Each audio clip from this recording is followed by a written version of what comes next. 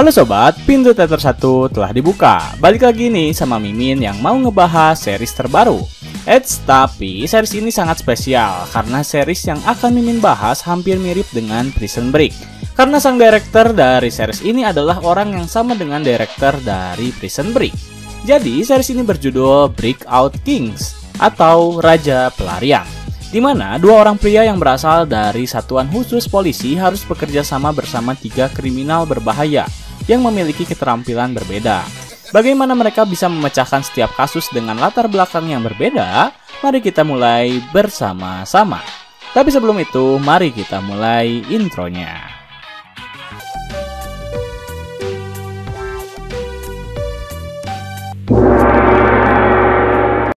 Scene dimulai dengan latar yang sangat khas yang pasti kalian semua pada tahu, yaitu penjara Fox River.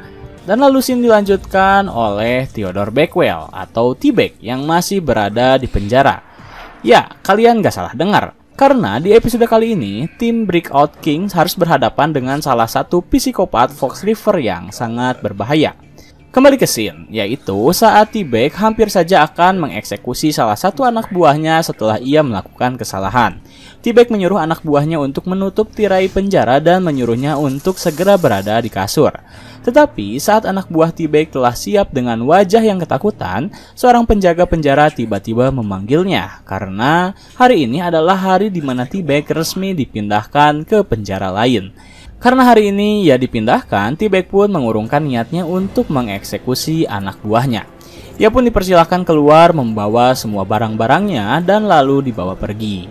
Saat di tengah perjalanan, T-Bag hanya dikawal oleh seorang penjaga penjara yang terlihat seakan-akan seperti depresi. Penjaga penjara itu pun sempat bercerita tentang masalah pribadinya yang berakar dari pamannya. T-Bag seperti biasa melayani dan mendengarkan setiap curhatan sang penjaga penjara untuk mengecohnya. Lalu saat penjaga penjara itu selesai bercerita, T-Bag mengatakan jika ia membutuhkan lengan kiri palsu yang baru. Ia pun sempat memperlihatkan kerusakan dari tangan palsunya, tetapi ia tiba-tiba mematahkan pergelangan tangan palsunya dan keluarlah sebuah prostetik tajam yang T-Bag gunakan untuk menusuk penjaga penjara itu hingga tewas.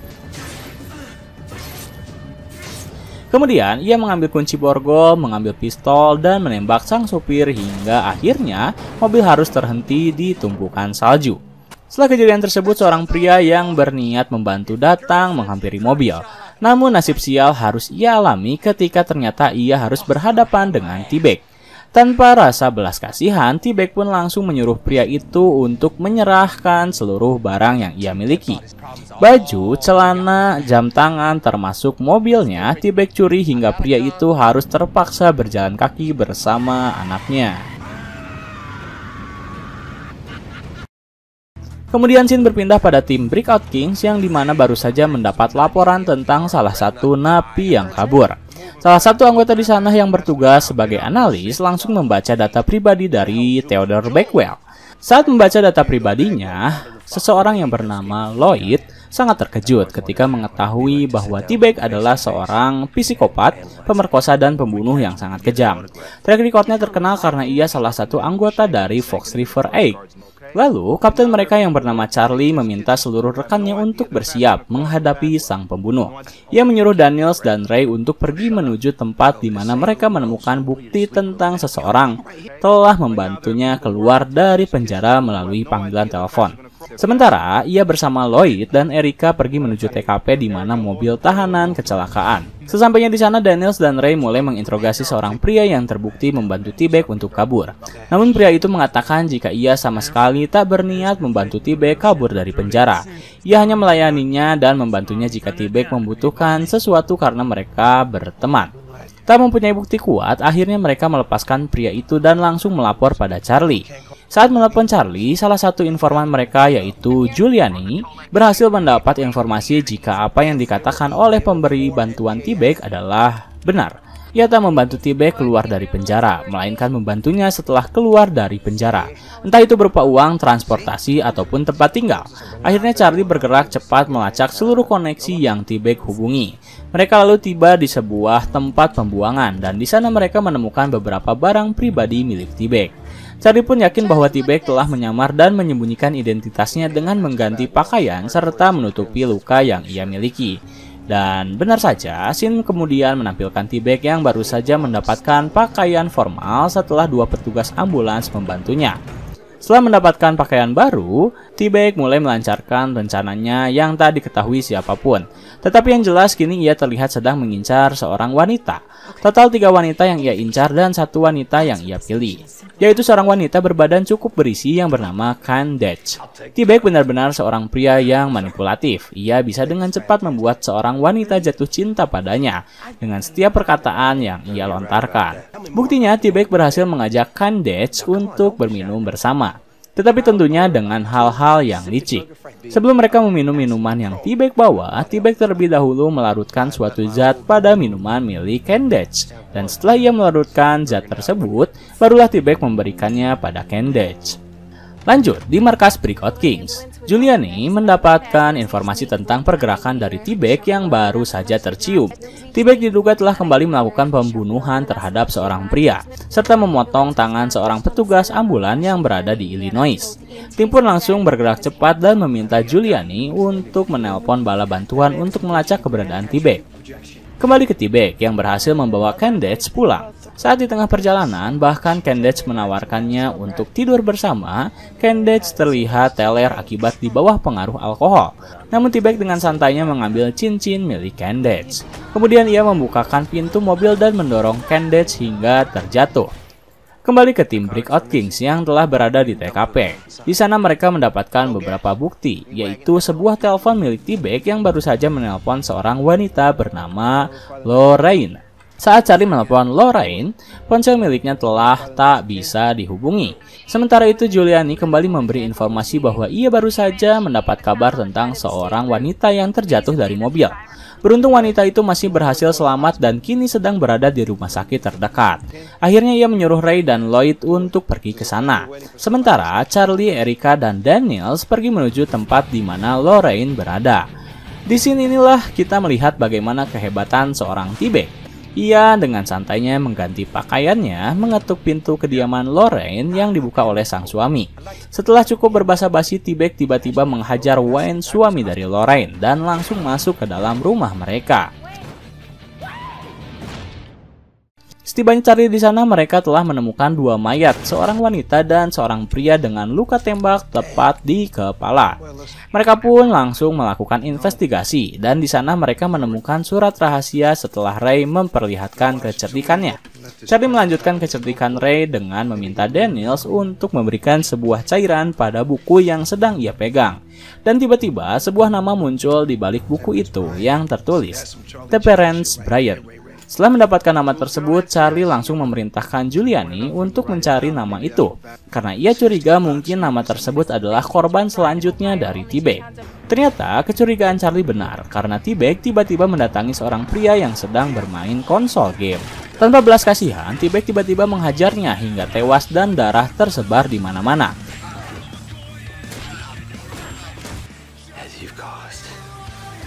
Meskipun Giuliani berhasil menemukan keberadaan Brian, tetap saja Charlie dan Ray telat menyelamatkan nyawanya. Setibanya mereka di sana, Charlie dan Ray telah menemukan jasad dari Brian. Tetapi mereka beruntung karena Ray berhasil menemukan sebuah petunjuk baru tentang pergerakan T-Bag, yaitu sebuah alamat di kalender yang telah T-Bag sobekkan. Mereka pun langsung bergerak dengan cepat menuju alamat yang tertera di kalender. Sementara itu, di tempat yang sama T-Bag menodongkan senjatanya pada seorang pria yang akan ia eksekusi. T-Bag mendorong pria itu ke sebuah penggilingan batu bara. Beruntungnya, Charlie dan Ray berhasil datang tepat waktu, dan pria itu berhasil meraih besi sehingga ia masih bisa bertahan. Saat Charlie sedang berfokus mengejar keberadaan T-Bag, Ray langsung pergi menuju pria yang sedang berada dalam bahaya. Ia pun mengulurkan tangannya untuk membuat pria itu bisa meraih tangannya. Tetapi ternyata tangan Ray tak cukup panjang. Akhirnya ia meminta bantuan pada Charlie untuk membantunya menyelamatkan terlebih dahulu pria ini. Karena kebingungan, Charlie pun memutuskan untuk membiarkan T-Bag dan menuju Ray untuk menyelamatkan sang korban. Tetapi usaha mereka harus terhenti ketika pria yang berada dalam bahaya gagal meraih tangan yang Ray ulurkan. Hasilnya, pria itu harus tergiling oleh mesin penggiling batu bara. Charlie harus merelakan T-Bag kabur, begitu pula dengan pria yang tak berhasil ia selamatkan. Setelah kejadian itu, Ray sempat berbicara dengan salah satu kontraktor di sana, dan kontraktor tersebut mengatakan jika Rodney, sang korban, sempat bekerja di sebuah panti jompo bernama Willis, dan mungkin saja itu ada kaitannya dengan T-Bag. Akhirnya ia menelpon Giuliani untuk meminta informasi terkait. Kemudian, ia bersama Charlie dan Lloyd langsung pergi menuju panti jompo. Setibanya di sana, mereka langsung bertemu dengan pengelola panti yang memberi mereka informasi yang cukup berguna, yaitu T-Bag masih memiliki seorang ibu yang bernama Bagwell. Setelah mendapat informasi tersebut, mereka langsung pergi dari panti jompo itu. Di satu sisi, T-Bag terlihat mengambil sebuah buket bunga dan pergi menuju ke sebuah rumah sakit. Di sana ia bertanya pada penjaga tentang seorang wanita bernama Audrey Bagwell. Namun penjaga rumah sakit mengatakan jika jam besuk telah selesai dan meminta T-Bag untuk kembali besok. Tak bisa melakukan di esok hari, T-Bag pun langsung menarik rambut penjaga rumah sakit itu untuk memberitahunya di mana kamar dari Audrey Bagwell. Belum sempat sang penjaga rumah sakit menjawab, Charlie rupanya telah berada di rumah sakit dan langsung meminta T-Bag untuk segera berhenti. Melihat kehadiran Charlie, T-Bag pun langsung berusaha kabur dan seluruh tim Breakout Kings dengan cepat menyebar untuk menghentikan pergerakan dari T-Bag. Sebenarnya T-Bag hampir saja ditangkap dengan cepat, tetapi ia berhasil menghajar Erica dan membuatnya tersungkur, sehingga T-Bag kembali berhasil kabur.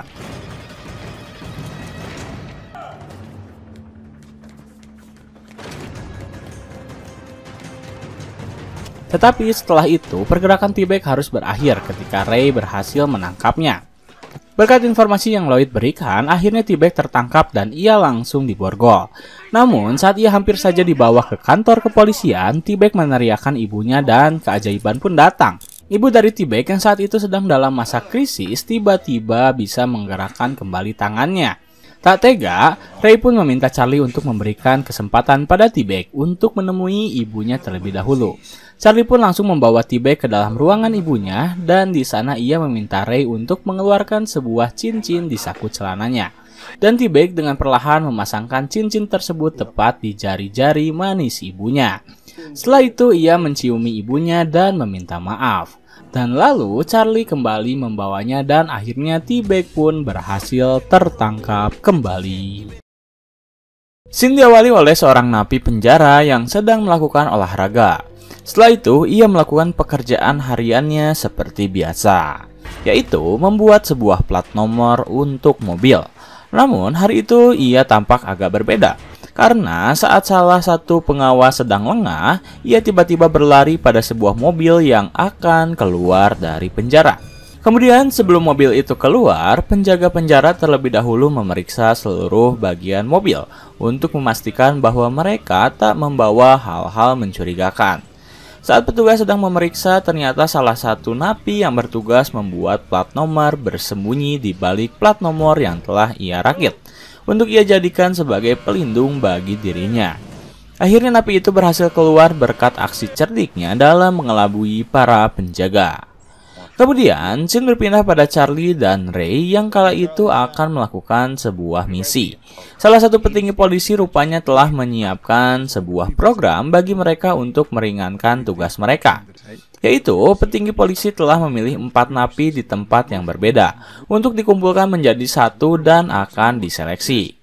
Jika para napi itu berhasil membantu Charlie dan Ray menjalankan misinya, maka mereka berhak keluar dari penjara dan mendapatkan pekerjaan yang tetap. Keempat napi itu masing-masing bernama Lloyd, sang profesor yang memiliki kemampuan menganalisa sifat seseorang serta menganalisa kejadian. Lalu ada seorang yang bernama Hoss, sang bos mafia yang cerdik dan kuat.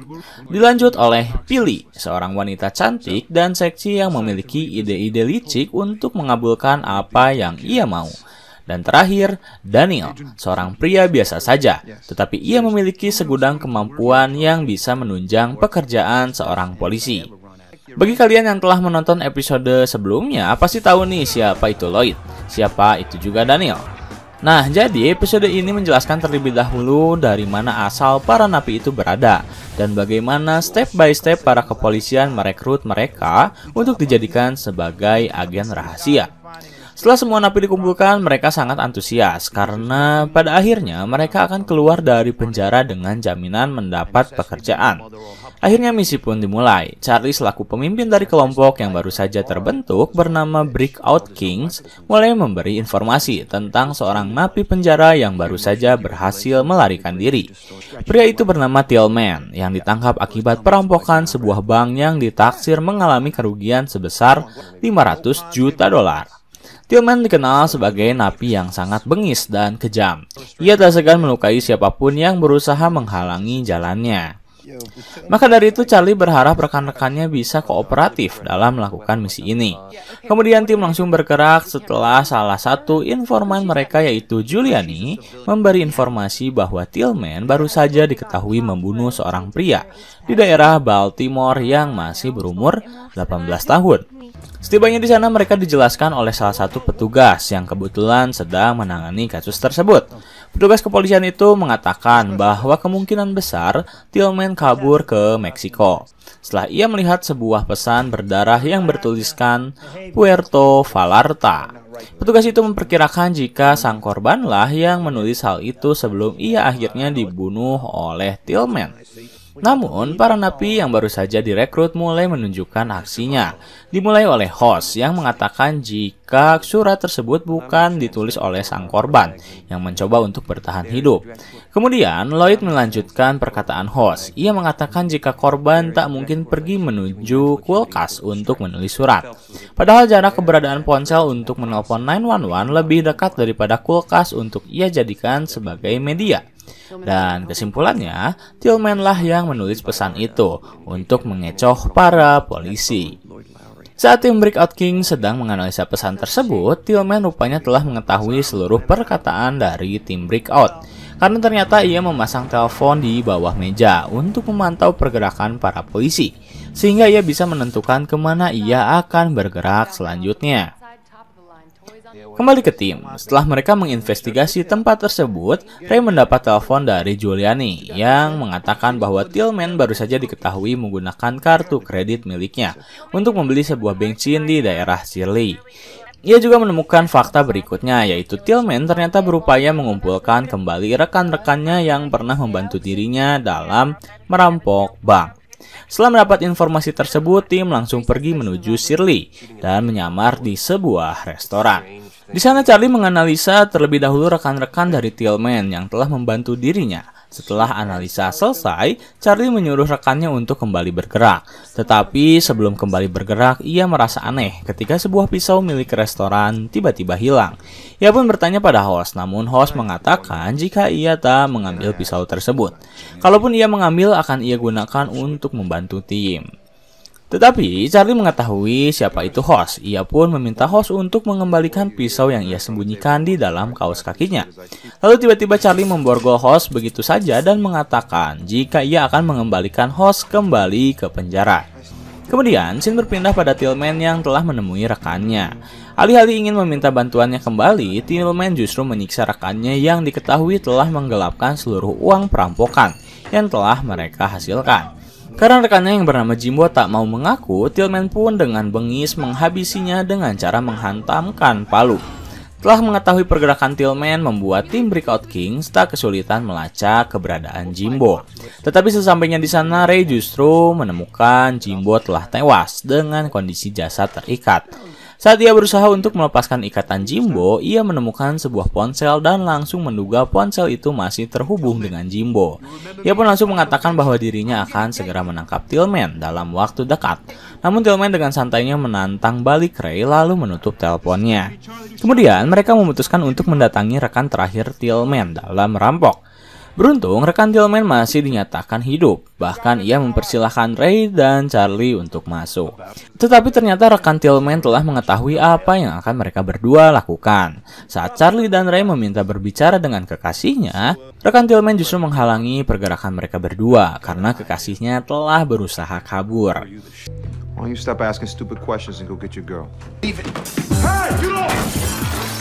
Charlie pun langsung memberi kunci mobil miliknya pada Daniel dan menyuruhnya untuk segera mengejar kekasih dari rekan Tillman.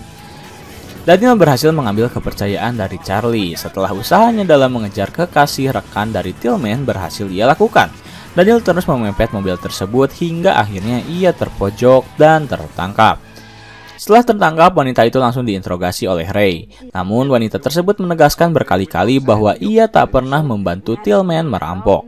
Karena merasa usahanya sia-sia, Ray pun meminta tolong pada Lloyd selaku analisa untuk menggali informasi dari wanita tersebut. Akhirnya Lloyd beraksi. Ia bertanya bagaimana hari wanita tersebut, sarapan apa yang ia makan pada pagi hari, dan lain-lain, yang membuat wanita itu cukup terbuka. Tetapi rupanya hal itu tak disukai oleh Charlie karena ia mengira bahwa Lloyd justru bermain-main. Lloyd menjelaskan jika ia tengah melakukan upaya pendekatan untuk menggali informasi. Saat di tengah perdebatan, Billy bersama Giuliani tiba-tiba menemukan sesuatu kejutan ketika mereka menemukan seorang pria mencurigakan yang bekerja bersama wanita yang sedang mereka interogasi. Pria itu bernama Kylie, yang kini bekerja untuk bar yang dimiliki oleh kakak kandungnya yang merupakan rekan dari Tillman. Giuliani mengasumsikan bar tersebut adalah tempat yang tepat untuk melakukan pencucian uang. Kemudian, Billy meminta pada Charlie untuk membiarkannya berbelanja dan ia akan membuat Kylie berbicara. Ditemani oleh Lloyd, Billy telah bersiap dengan teknik yang ia kuasai, yaitu menggoda. Billy terus-menerus menatap ke arah Kylie hingga akhirnya ia mendekatinya, berbicara padanya dan menggoda Kylie untuk menghabiskan waktu berdua. Setelah seluruh pengunjung pergi dari bar, kini tinggallah Kylie dan Billy berdua. Dan di sana Kylie mulai menggali informasi. Ia bertanya tentang kepemilikan bar tersebut. Kylie menjawab bahwa bar ini adalah milik saudara kandungnya dan dikelola dengan baik olehnya. Kemudian Kylie mengeluarkan sebuah ponsel serta kunci bar yang ia simpan di meja. Billy melihat hal itu, lalu ia langsung melakukan tugasnya dengan baik. Mendekati Kylie, menggodanya sembari mengambil ponsel milik Kylie secara diam-diam. Setelah itu ia langsung kembali mendatangi Lloyd untuk mencari tahu siapa saudara kandung dari Kylie. Namun naas, rupanya Kylie mengetahui hal itu. Ia pun langsung mendatangi Billy, mencekiknya dan bertanya pada siapa ia bekerja. Sementara itu di satu sisi, Tillman semakin menjadi-jadi. Ia menculik anak dari rekannya yang telah mengkhianati dirinya. Bahkan sebelum itu, Tillman sempat membeli sebuah rakitan bom kecil yang mungkin saja akan ia gunakan. Saat Billy sedang dalam situasi sulit, Lloyd dengan segera memberi pesan pada Charlie untuk membantu mereka. Beruntung, Charlie peka terhadap pesan yang Lloyd kirimkan dan mereka pun langsung membantu Billy. Pada awalnya, Kylie mengancam akan membunuh Billy jika seseorang berani mendekatinya. Tetapi saat Kylie sedang lengah, Ray menembak salah satu lampu dan hal itu membuat fokus dari Kylie terganggu. Akhirnya Kylie berhasil tertangkap dan ia langsung diborgol. Berkat tertangkapnya Kylie, mereka berhasil menemukan keberadaan ibu dari anak yang diculik oleh Tillman. Ibu itu pun turut membantu Charlie dalam mencari keberadaan Tillman. Ibu dari anak tersebut mengatakan bahwa Tillman ternyata dibantu oleh seorang wanita bernama Amy yang membuatnya bisa keluar dari penjara. Akhirnya tim pun semakin mempersempit jangkauan mereka. Setelah ibu itu mengatakan Tillman belum lama pergi dari rumahnya, Charlie langsung membuat rencana untuk menangkap Tillman. Setelah mereka menemukan keberadaan dari Tillman yang berada di sebuah daerah bernama Fairmont. Setelah mereka telah siap dengan posisi masing-masing, Charlie mulai menyuruh Daniels dan Billy untuk segera melakukan tugas mereka. Diawali oleh pertengkaran antara Daniels dan Billy yang berpura-pura sebagai sebuah pasangan kekasih. Mereka bertengkar tepat di hadapan mobil yang sedang dikendarai oleh Tillman. Karena merasa terganggu, akhirnya Tillman keluar dari mobil dan langsung menodongkan sebuah senjata. Melihat Tillman menodongkan senjata membuat mereka berdua cukup ketakutan. Tetapi Ray tiba-tiba keluar dari tempat persembunyian dan langsung meminta Tillman untuk menyerah. Namun hal itu rupanya tak membuat Tillman ketakutan. Ia membalikan kembali keadaan dengan mengatakan bahwa ia telah menyimpan sebuah bom di tubuh seorang anak perempuan yang berada di dalam mobilnya. Dan jika tim Breakout Kings menghalangi jalannya, maka ia tak segan untuk menekan tombol aktif bom tersebut dan membuat tubuh dari sang anak bercucuran. Ia pun meminta pada Charlie dan Ray untuk tak mengikutinya. Tetapi saat Tillman perlahan mundur, Charlie tiba-tiba menembak dirinya tepat di bahu sebelah kiri. Dan akhirnya Tillman pun berhasil ditangkap, sementara sang anak berhasil diselamatkan. Setelah misi selesai, ketiga para napi itu kembali dimasukkan ke dalam penjara, karena misi tersebut hanya sebatas percobaan terlebih dahulu bagi mereka. Scene dimulai dengan menampilkan seorang narapidana eksekusi mati yang bernama Xavier. Xavier sedang membuat sesuatu di sana, ia pun diawasi oleh seorang dokter. Tetapi saat dokter tersebut sedang lengah, ia justru mengambil sebuah kain dan memasukkannya ke dalam bagian tubuh miliknya. Setelah itu, ia pergi mengambil bahan lain dan ketika dirinya berada di dalam selnya, ia seakan-akan sedang menunggu sesuatu. Dan tiba-tiba lampu penjara mati total. Orang-orang di luar penjara yang sedang berdemo tentang eksekusi mati terheran. Namun, Xavier justru memanfaatkan momen itu untuk melarikan diri. Ia berpura-pura membakar selnya sendiri, lalu membakar tangannya sendiri pula agar ia mendapat perawatan intensif. Saat lampu penjara kembali menyala, ia langsung berteriak dan polisi langsung mengevakuasinya. Kemudian ia dibawa ke dalam rumah sakit penjara. Dan di sana ia mulai melakukan aksinya, diawali dengan membunuh dokter penjara. Lalu berusaha kabur melalui lorong penjara dengan menyamarkan pakaiannya.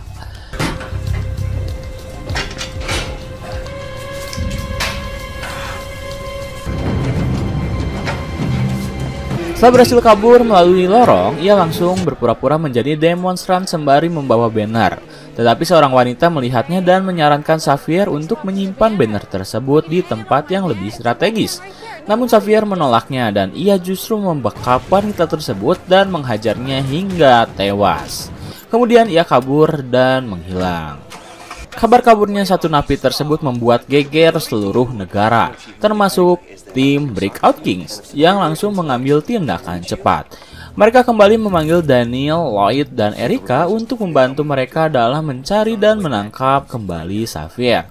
Langkah awal tim Breakout Kings diawali dengan mendatangi kediaman istri dari Xavier untuk meminta keterangan. Di sana istri Xavier terlihat melindungi suaminya. Ia mengatakan bahwa suaminya adalah seorang pria yang baik yang selalu menghormati wanita, terutama dirinya sendiri. Saat Charlie sedang meminta keterangan istri dari Xavier, Ray mendapat informasi dari Giuliani bahwa mobil milik demonstran terlihat terparkir di wilayah Wilmington. Lalu kabar selanjutnya, di daerah tersebut baru saja ditemukan sebuah rumah yang terbakar. Akhirnya, tim pun langsung pergi menuju tempat kejadian perkara. Dan sesampainya di sana, mereka telah melihat sebuah rumah yang telah hangus terbakar. Malam sebelum kejadian terjadi, ternyata Xavier melakukan hal keji pada seorang wanita. Ia mengikat wanita tersebut, menggali sebuah kuburan, lalu mencekiknya hingga tewas dan menguburnya di tempat tersebut.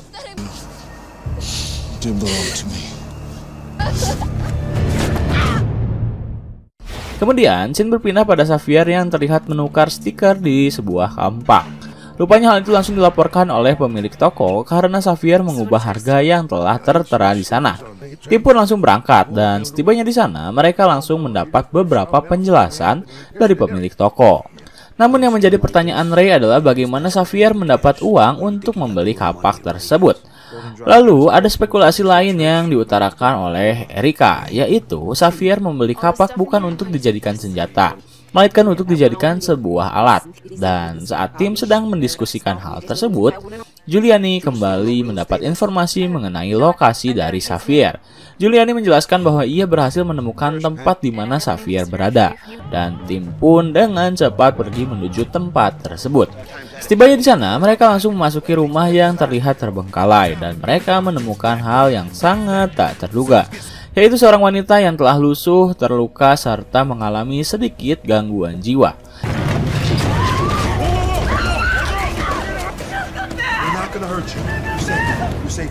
Charlie pun langsung membawa wanita itu keluar dan mencoba menenangkannya sembari menunggu ambulan datang. Setelah ambulan datang dan kondisi wanita tersebut telah cukup stabil, Charlie mulai memberi beberapa pertanyaan. Namun yang wanita itu ingat hanyalah dirinya yang tiba-tiba terbangun di sebuah basement. Dan Giuliani mendapat informasi bahwa ternyata wanita yang mereka temukan adalah seorang wanita yang telah dilaporkan menghilang dengan nama Duffy. Saat tim harus keluar dari ambulan karena petugas akan membawanya ke rumah sakit, Duffy tiba-tiba memberi mereka sebuah informasi penting, yaitu ternyata Xavier menculik 3 wanita lain selain dirinya.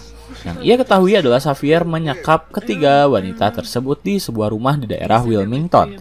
Ia juga mengetahui jika Xavier selalu merekam setiap wanita yang ia culik dan menyiksanya. Setelah mendapat informasi tersebut, Charlie langsung meminta Giuliani untuk menghubungi kepolisian Wilmington agar mereka bisa lebih mudah mencari keberadaan rumah yang Duffy sebut.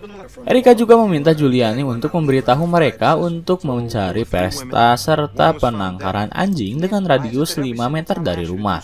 Setelah mereka kembali ke markas, Charlie juga meminta Giuliani untuk mencari data wanita-wanita yang dilaporkan menghilang dalam 1 tahun terakhir dengan radius 20 meter dari kediaman istri Xavier. Sementara itu, di daerah New Jersey, Xavier kembali melakukan aksinya dengan berpura-pura menjadi seorang petugas kepolisian bermodalkan borgol. Ia berhasil mengambil sejumlah uang yang sepasang kekasih miliki. Ia juga menyuruh wanita yang berada di mobil untuk ikut bersamanya. Karena tak bisa melakukan apa-apa, akhirnya pria itu merelakan wanita yang bersamanya untuk dibawa oleh Xavier. Setelah pria itu melanjutkan kembali mobilnya, barulah Xavier kembali melakukan aksinya. Ia mencekik wanita tersebut hingga wanita itu tak sadarkan diri.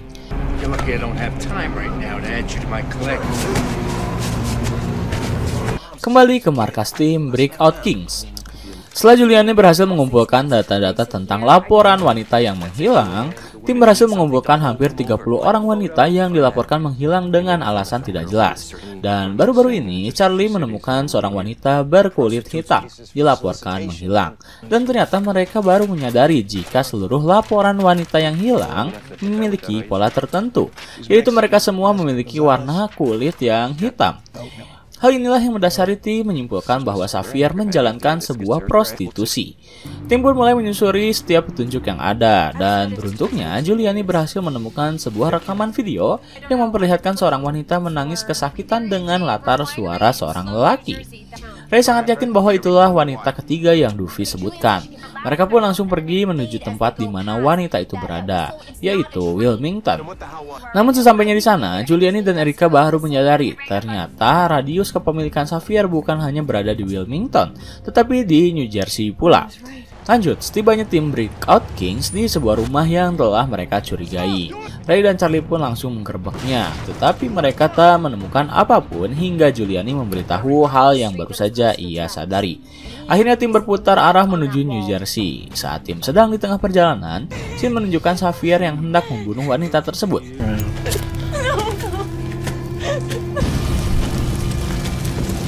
Beruntung, tim datang di waktu yang tepat dan langsung menyudutkan pergerakan dari Xavier. Tak kehilangan akal, Xavier berusaha membakar rumah tersebut agar ia bisa kabur dan mengecoh pergerakan dari tim Breakout Kings. Namun, Ray berhasil memisahkan dirinya dengan wanita yang telah Xavier culik dan langsung menyudutkannya di lantai 2.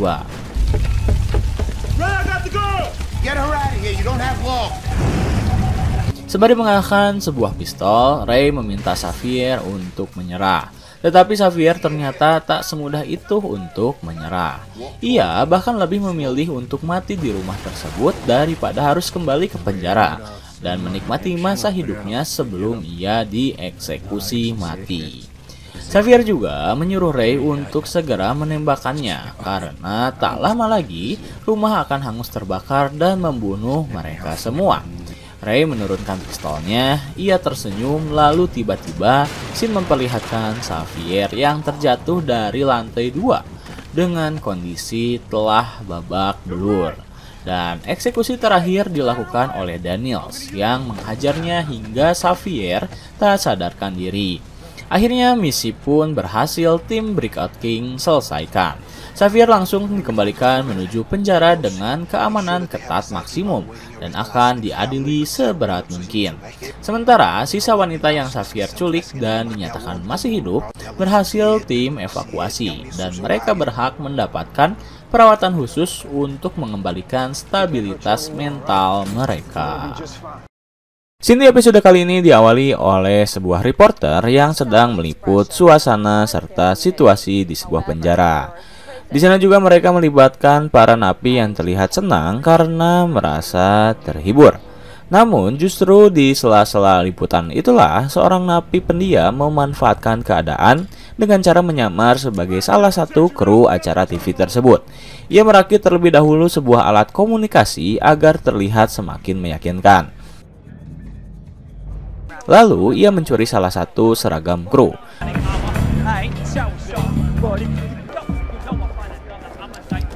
kemudian keluar dari penjara dengan mudahnya, sembari membawa sebuah kotak. Saat ia berpapasan dengan kru yang lain, napi tersebut berlaga seperti biasa saja.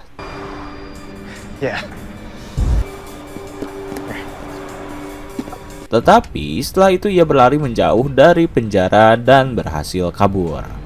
Kemudian scene berpindah pada tim Breakout Kings. Lloyd dan Daniel kembali dipanggil oleh Charlie, tetapi tidak dengan Billy yang justru dipindahkan ke dalam penjara super ketat akibat pencucian uang yang ia lakukan saat ia menjadi bagian dari tim Breakout Kings. Sebagai penggantinya, kepolisian memanggil Erica Reed, seorang wanita beranak satu yang terkenal bengis dan ketidakstabilan mental. Setelah semua tim berkumpul, Ray mulai membacakan biografi dari napi yang baru saja kabur. Napi itu bernama Joseph Ramsey, seorang pria yang dipenjara karena terbukti bersalah akibat perbuatannya yang cukup bengis dan bahkan ia dicaci maki sebagai binatang. Perbuatannya adalah kasus asusila, yaitu pedofilia. Mari kita lihat bagaimana cara Ramsey mendekati seorang anak kecil yang akan ia jadikan sebagai korban. Kala itu, setelah ia berhasil keluar dari penjara, Ramsey pergi ke sebuah taman yang memiliki air mancur untuk mencuci tangannya. Di kejauhan, seorang anak kecil melihat ke arahnya. Ia pun melakukan kontak mata dan terus menatap anak tersebut. Beruntung sang ibu dari anak perempuan itu langsung mengajaknya pergi dan Ramsey harus kehilangan kontak mata dengannya. Sebelum tim Breakout Kings beraksi, mereka mengumpulkan data-data dari Ramsey terlebih dahulu melalui tetangganya yang kebetulan mendekap di penjara yang sama. Tetangga Ramsey mendeskripsikan Ramsey sebagai orang yang terlihat penuh kebencian dan amarah. Terlebih ia adalah orang yang sangat pemalu dan jarang berbicara dengan orang lain. Dan jika ia melakukan aksinya, Ramsey selalu melakukan pada seorang anak perempuan yang melihat dirinya terlebih dahulu. Saat cukup mendapat informasi, tim Breakout Kings langsung pergi menuju sebuah taman bermain kanak-kanak. Yang sangat kebetulan terlihat Ramsey yang sedang berusaha mendekati seorang anak perempuan. Di antara tim hanyalah Erica lah yang peka terhadap keberadaan Ramsey. Sementara yang lain sedang berbicara dengan pembimbing dari anak tersebut. Melihat Erica tertuju padanya, Ramsey langsung pergi menuju tengah hutan diikuti oleh Erica yang berlari tanpa persetujuan dari Charlie.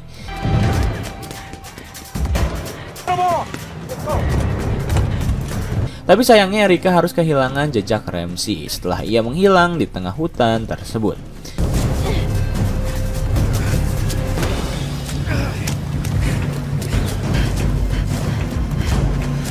Ketidakhadiran Erica dirasakan oleh Ray. Ia pun langsung menelponnya di saat Charlie sedang memberi beberapa pertanyaan pada seorang anak perempuan bernama Tess. Namun Tess sama sekali tak menjawab pertanyaan dari Charlie hingga kedatangan kedua orang tuanya. Kemudian scene berganti pada Erica yang menerima telepon dari Ray. Ia menjelaskan jika dirinya tak berniat untuk kabur. Ia mencoba mencari keberadaan Ramsey dan kabar baiknya ia memiliki lokasi kemana Ramsey kabur. Mendapat informasi dari Erica, tim langsung berangkat menuju tempat tersebut yang ternyata tertuju pada kediaman istrinya. Di sana istri Ramsey mengira jika Ramsey datang untuk membunuhnya, tetapi ternyata ia hanya mengambil sejumlah uang yang istrinya miliki lalu kembali pergi. Setelah itu, scene beralih ke sebuah kantor pengacara di daerah Massachusetts. Saat seorang pengacara sedang membereskan beberapa berkas, Ramsey tiba-tiba datang dan menagih janji dari pengacara tersebut. Ia mengatakan jika pengacara itu telah merenggut seluruh uang yang ia miliki.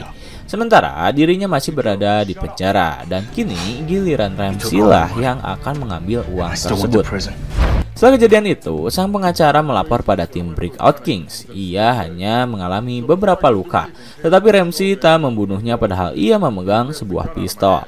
Saat Charlie sedang mengumpulkan bukti-bukti, Ray mendekatinya dan mengatakan jika kepolisian setempat baru saja melihat bercak darah dari Ramsey di bawah jembatan. Tim pun segera berangkat menuju jembatan tersebut dan lagi-lagi Erica menunjukkan kelasnya setelah ia bisa menebak kemana Ramsey pergi dengan luka yang ia miliki.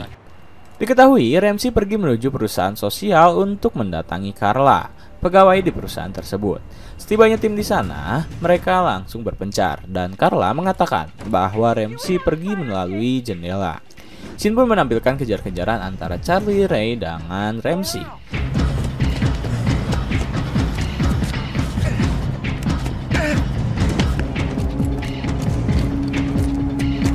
Sementara itu Lloyd memanfaatkan kekosongan tersebut dengan mengangkat telepon dari ibunya.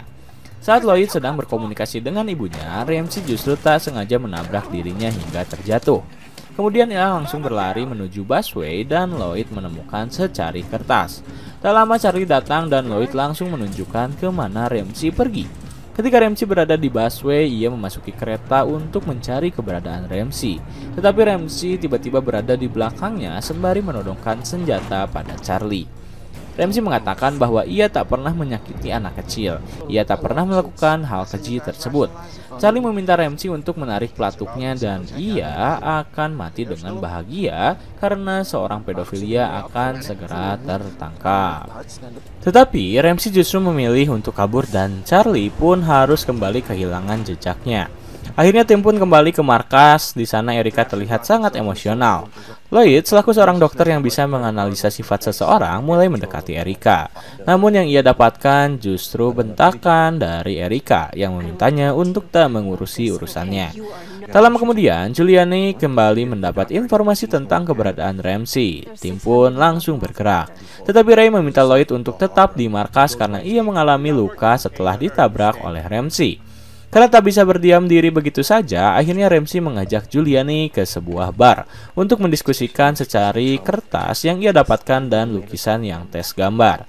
Di sana Lloyd menganalisa mengapa tes menggambarkan Ramsey dengan seorang burung. Ia pun melamun sesaat. Dan tiba-tiba ia teringat sabuk celana yang ayah Tes gunakan. Akhirnya ia menganalisa lebih lanjut dan bertanya-tanya mengapa Tes tak menjawab pertanyaan ayahnya ketika ia datang. Hal itu pun menjadi tanda tanya bagi Lloyd. Ia langsung menyimpulkan bahwa Ramsey bukanlah pelaku yang membuat Tes menjadi seorang anak yang penyendiri, melainkan ayahnya sendirilah yang melakukan hal keji itu. Ia pun langsung mengajak Giuliani menuju Massachusetts untuk menghampiri kediaman Tes. Sesampainya di sana, mereka berpura-pura sebagai kepolisian yang ingin bertanya kepada Tes. Ibu dari Tes pun mempersilahkan mereka untuk masuk dan Lloyd meminta Giuliani untuk mengajak Tes berbicara. Karena mereka kehabisan waktu, akhirnya Lloyd meminta Tes untuk tak menjawab pertanyaan Giuliani. Tetapi ia ingin Tes untuk mengangguk ketika Giuliani bertanya apakah Ramsey bukan pelaku. Saat mereka mendesak Tes, ibunya tiba-tiba turun dari lantai 2 dan melihat mereka sedang mendesak anaknya. Akhirnya ibu Tes pun mengusir mereka karena ia tak mau anaknya semakin tertekan. Sembari mengulur waktu, Lloyd terus meminta Tes untuk memberanikan diri. Dan hasilnya Tes memberi kode melalui matanya. Kemudian, scene berpindah pada Charlie dan Ray yang berhasil menemukan keberadaan Ramsey. Di sana mereka berdua langsung menodongkan senjata dan meminta Ramsey untuk segera menyerahkan diri. Saat tim telah mendapatkan Ramsey yang menyerahkan diri, Lloyd langsung menelpon dan menjelaskan jika sebenarnya Ramsey bukanlah sang pelaku. Ia hanyalah seorang pria yang depresi. Dan sebenarnya ia adalah pria yang baik. Bukti yang membuat Lloyd yakin dengan perkataannya adalah aksi-aksi yang Ramsey lakukan. Dimulai dengan tak membunuh pengacaranya sendiri, padahal ia membawa sebuah pistol. Lalu seorang petugas sosial yang tak ia sakiti. Ia hanya ingin orang-orang mengetahui keberadaan yang sebenarnya. Ramsey yang mendengar percakapan itu pun meminta Ray untuk mempercayai perkataan rekannya. Tetapi karena tak ada bukti nyata, Ray dan Charlie memilih untuk menahan Ramsey terlebih dahulu. Scene lalu berpindah pada markas tim Breakout Kings. Di sana saat Ramsey sedang ditahan, Tes beserta ibunya tiba-tiba mendatangi mereka. Ibu Tes mengatakan bahwa anaknya ingin mengatakan sesuatu, dan ternyata Tes meminta maaf pada Ramsey. Dan itulah yang mendasari tim bahwa Ramsey memang tak bersalah. Sementara yang bersalah adalah ayahnya sendiri. Ray pun langsung pergi menuju tempat keberadaan ayah dari Tes dan langsung menangkapnya tanpa ada percakapan apapun. Dan scene terakhir di episode kali ini menampilkan Erica yang akhirnya dipertemukan dengan anak satu-satunya yang pada awalnya ditahan oleh ayahnya sendiri. Scene dimulai dengan menampilkan seorang narapidana wanita yang diberi izin untuk keluar oleh penjaga penjara. Alih-alih memberi izin keluar, rupanya mereka berdua menjalin hubungan. Terlihat ketika sang penjaga penjara membawakan sebuah pakaian yang wanita itu inginkan. Setelah pakaian itu ia kenakan, wanita tersebut langsung menunjukkan sebuah foto yang ternyata itu adalah anak dari penjaga penjara. Kemudian wanita itu mengancam jika dirinya tak diberi izin keluar dari penjara, maka anak yang berada di dalam foto tersebut akan tewas. Kesal dan tak bisa melakukan apa-apa, penjaga penjara hanya pasrah dan mengeluarkan wanita itu yang kemudian berpura-pura menjadi guru. Ia bahkan ikut mengancam seorang guru yang sedang mengabsen para guru yang lain. Dan seketika wanita itu berhasil keluar dari penjara dengan mudah. Lalu, scene berpindah ke penjara, di mana saat itu Lloyd sedang memainkan sebuah permainan kartu, dan di sana ia memperlihatkan gestur kemenangan. Saat ia telah berselebrasi dengan senangnya, ternyata lawannya yaitu Taylor membalikan keadaan, hingga Lloyd harus membayar $800.000 padanya. Tak mempunyai uang sebanyak itu, Lloyd kebingungan, dan Taylor mengancam akan membunuhnya jika ia tak bisa membayar uang tersebut. Kemudian, Daniel tiba-tiba datang menghampirinya dan mengajak Lloyd untuk kembali berkumpul, karena tim Breakout Kings akan kembali menjalankan sebuah misi. Setelah semua anggota tim berkumpul, Ray menjelaskan sedikit informasi mengenai buronan mereka, yaitu Lillah, seorang wanita yang sangat berbahaya karena telah terbukti membunuh suami pertama dan keduanya, dan juga memanipulasi banyak lelaki hingga ia berhasil mendapatkan seluruh hal yang ia inginkan. Karena tak memiliki petunjuk khusus terkait keberadaannya, Charlie mengatakan bahwa salah satu petunjuk mereka hanyalah anak lelaki dari Lillah yang kini tinggal di panti asuhan New Jersey. Masalah yang harus Lloyd hadapi rupanya membuat ia kepikiran. Ia bahkan sempat meminta bantuan pada Daniel, namun Daniel menolaknya dan menyuruh Lloyd untuk membereskan masalahnya sendiri. Lalu tim pun memanggil tersangka, yaitu penjaga penjara yang membiarkan Lillah keluar dari penjara. Pada awalnya ia tak mau mengakui kesalahannya. Ia tak mau menjelaskan siapa Lillah sebenarnya. Tetapi setelah ditekan terus-menerus, akhirnya ia mau memberitahu bahwa Lillah sering didatangi oleh seorang pengacara yang terlihat mencurigakan. Karena saat pengacara itu datang, Lillah sering menciumnya dan kedatangan pengacara tak hanya sekali dua kali, melainkan sering. Nama pengacara itu adalah Lucas Harold, yang diketahui bekerja di sebuah wahana go-kart. Akhirnya tim pun segera pergi ke tempat Harold bekerja. Sesampainya di sana, ia memang mengaku bahwa dirinya sempat menjalin hubungan dengan Lillah. Namun ia tak tahu menahu persoalan kehidupan pribadi dari Lillah sendiri. Kemudian Daniels memberi Harold beberapa pertanyaan, yaitu apakah Harold membelikannya sebuah rumah, sebuah pakaian, sebuah apartemen.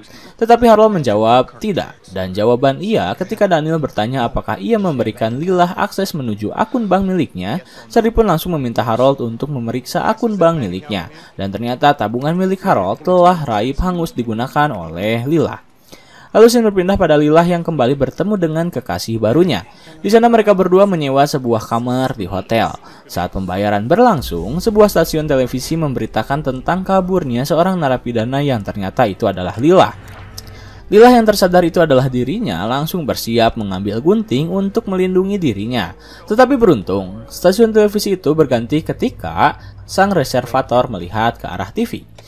Kembali ke tim Breakout Kings, mereka mulai aktif bergerak mencari keberadaan Lillah dengan cara membawa foto milik Lillah dan bertanya-tanya pada tokoh sekitar. Saat Daniel pergi menuju ke sebuah motel, ia mendapat petunjuk ketika sang reservator mengatakan bahwa wanita yang Daniel tunjukkan berada di sini.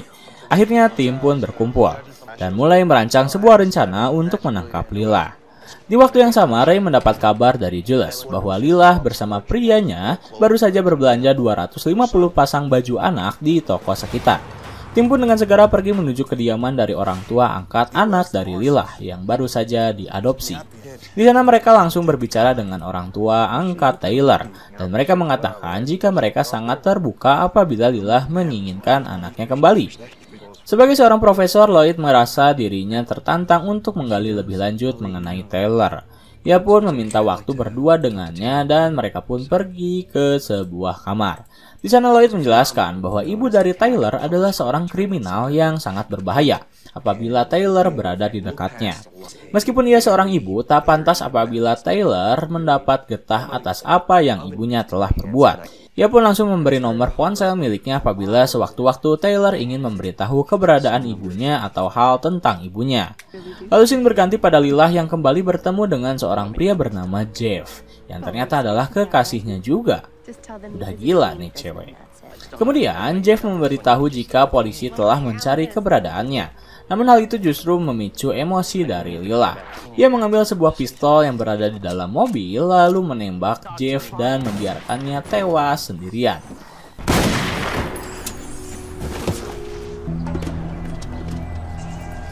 Saat tim kembali ke markas, ternyata Jules telah menghubungi hampir seluruh pria yang mengaku pernah berhubungan dengan Lila. Akhirnya Charlie dan Ray mulai memanggil satu persatu pria di sana untuk diinterogasi. Diawali oleh seorang pria bernama Milt Langley. Ia hanya mengatakan jika dirinya bersama Lila tak memiliki hubungan yang begitu lama. Karena baru-baru saja mereka berdua memutuskan untuk tak melanjutkan hubungan mereka. Kemudian pria kedua bernama Gabe. Di sini ia terlihat benar-benar sangat melindungi nama baik dari Lila. Ia berkata bahwa dirinya tak akan mengatakan apapun karena dirinya merasa tak melakukan suatu yang kriminal. Padahal Gabe adalah pria yang memotret anak dari sang penjaga penjara berkat suruhan dari Lila. Namun ia tetap bersikeras tak akan mengatakan apapun. Merasa usaha mereka sia-sia, akhirnya Erica mengambil alih suasana interogasi dengan cukup tegang. Ia mencoba untuk membuat Gabe sedikit terbuka. Ia tahu bagaimana cara membuat seorang pria mau mengatakan sesuatu. Dan benar saja, Gabe mau menuliskan nomor ponsel milik Lila. Berkat cara cerdik yang Erica perlihatkan, akhirnya tim mendapat petunjuk yang berharga. Tetapi saat tim akan bergerak, Jules mendapat informasi tentang anak Lila yang dikabarkan menghilang di rumah aman orang tua angkatnya. Tim pun langsung bergerak cepat menuju ke sana dan bertanya pada agen polisi yang menjaga rumah tersebut. Ia berkata bahwa dirinya tak mendengar sesuatu dan tak melihat pergerakan apapun. Tim pun mulai mencari pencarian melalui para pria yang pernah mereka beri beberapa pertanyaan. Diawali oleh Gabe, namun tak mungkin, dan tujuan akhir mereka tertuju pada Milt. Kemudian scene berpindah pada Lila yang memang benar mendatangi Milt di rumah properti miliknya. Di sana Lila bersikap sangat manis pada Milt, bahkan mencium dan memujinya. Tetapi ia tiba-tiba meminta izin untuk tinggal selama beberapa minggu di kediamannya. Namun karena mereka telah mengakhiri hubungan mereka, Milt mengatakan jika ia tak bisa membantu Lila dan meminta Lila untuk segera keluar dari rumahnya. Mereka terusir, Lila langsung tersulut emosinya. Ia tak segan mengeluarkan pistol dan tiba-tiba menembak Milt hingga tewas. Okay, just go. Mom! Do what, Milt? Mom, please. No, no. Saat tim Breakout Kings tiba, di kediaman Milt mereka telah menemukan jasad dari Milt yang berlumuran darah. Beruntung tim mendapat petunjuk yang benar-benar berharga, yaitu Taylor yang akhirnya menelpon Lloyd. Ia mengatakan jika ibunya menembak seseorang dan kini mereka sedang berada di sebuah rumah van untuk bersembunyi. Taylor juga mengatakan jika dirinya sangat ketakutan dengan sikap ibunya, tetapi ia tak bisa meninggalkan ibunya sendirian. Lloyd pun meminta Taylor untuk tetap menyalakan teleponnya, tetapi di luar. Lila terus mendobrak pintu kamar mandi yang Taylor isi. Tak butuh waktu lama, tim pun berhasil tiba di rumah van di mana Lila berada. Di sana mereka langsung mengepung keberadaan Lila dan memintanya untuk segera menyerah. Namun Lila mulai melindungi dirinya. Ia terlihat sangat frustasi karena tak ada jalan keluar. Dan tiba-tiba pintu rumah mereka ditarik oleh mobil yang Erica kendalikan sehingga Lila berhasil terlihat oleh tim Breakout Kings. Melihat begitu banyak petugas, Lila langsung mengancam akan menembak dirinya sendiri karena ia tak mau kembali ke penjara. Beruntung hal itu berhasil dicegah oleh Ray dengan cara memukulnya hingga tak sadarkan diri dan akhirnya Lila pun berhasil ditangkap. Setelah misi selesai, scene terakhir di episode kali ini menunjukkan bagaimana para napi yaitu Daniels dan Erica yang pada akhirnya membantu masalah milik Lloyd dan bersikap manis terhadap salah satu agen polisi.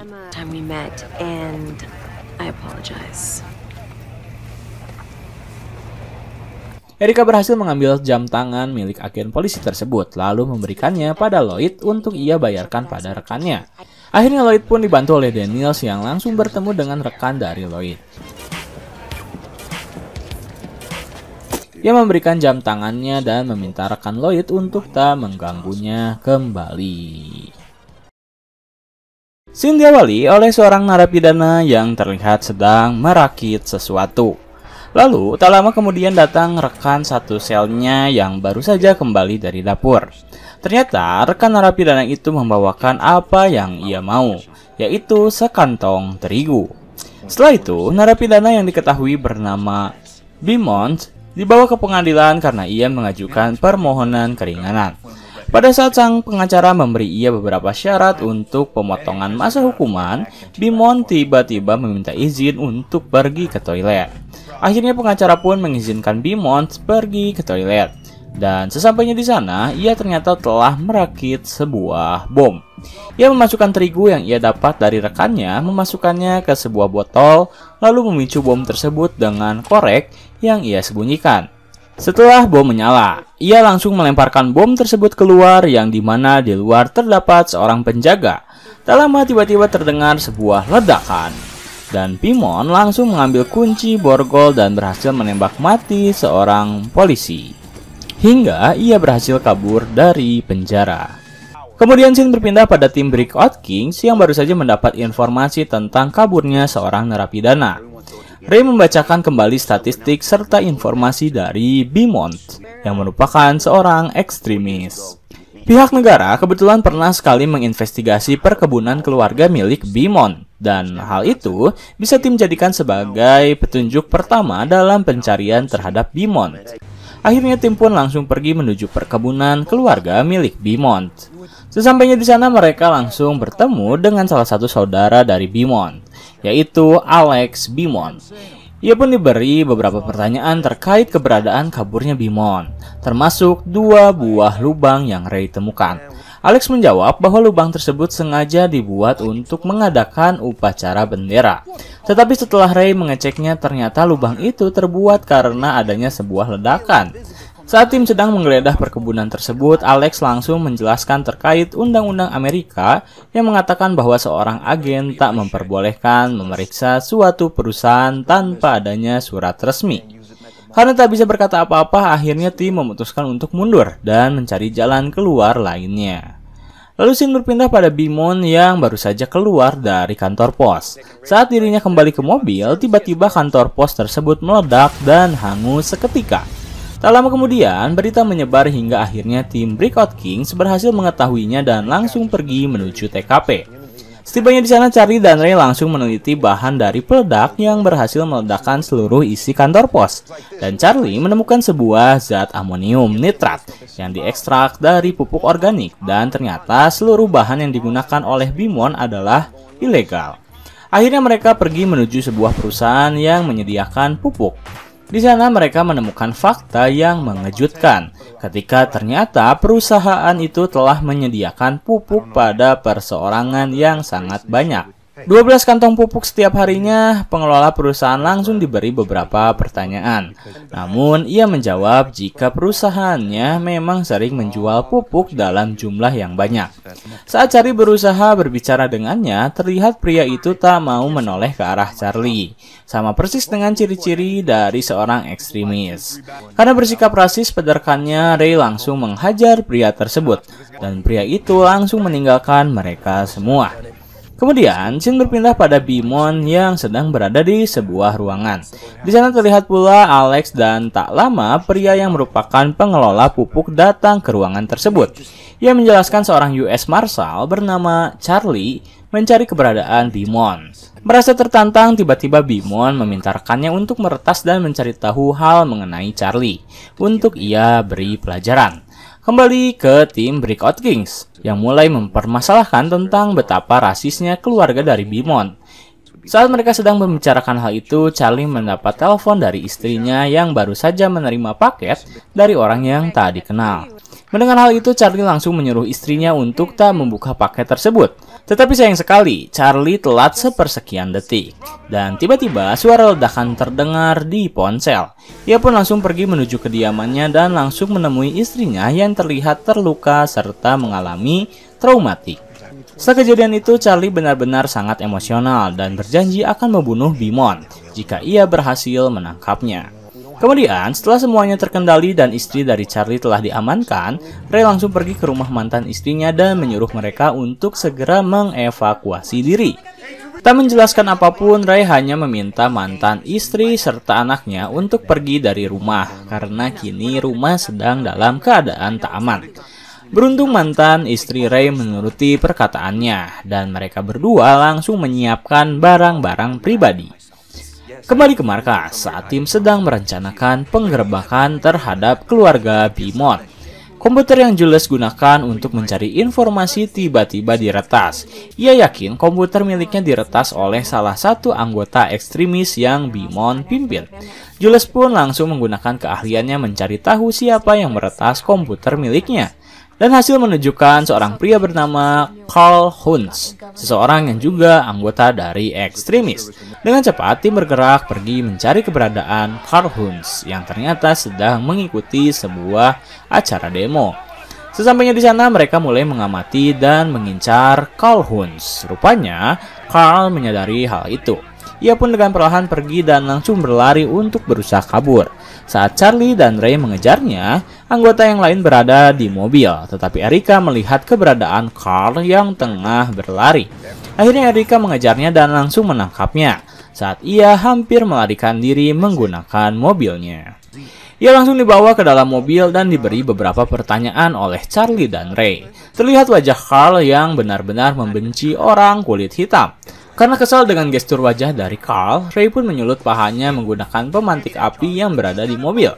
Hingga akhirnya Carl mengatakan sesuatu, yaitu Beamon memiliki sebuah bunker yang berada di Willard Woods. Tim lalu dengan cepat pergi menuju bunker tersebut. Sesampainya di sana, mereka memanggil Beamon untuk segera keluar. Tetapi tak ada jawaban. Hingga akhirnya mereka langsung mendobrak masuk ke dalam bunker dan memang tak melihat apapun. Bahkan, saking tak melihat apapun, Ray tak sengaja menyentuh sebuah tali yang langsung terhubung dengan sebuah bom. Charlie dengan segera meminta Ray untuk tak bergerak, sedangkan ia langsung meminta Lloyd untuk mengumpulkan seluruh barang bukti yang berada di bunker tersebut. Saat Charlie sedang mencari cara untuk menghentikan waktu pada bom yang terus berjalan, Erica dan Daniel tiba-tiba mendapat tembakan dari jauh. Yang ternyata itu adalah Beamon. Mereka berdua pun langsung memasuki bunker dan meminjam senjata yang Charlie dan Ray miliki. Selain itu, mereka berdua kembali keluar dan mulai membalas tembakan pada Beamon. Erica bermain cerdik, ia memutar ke arah belakang Beamon untuk memberi serangan kejutan. Tetapi sayang, saat Erica hampir saja berhasil menangkapnya, ia menginjak sesuatu yang membuat Beamon tersadar dan langsung pergi melarikan diri.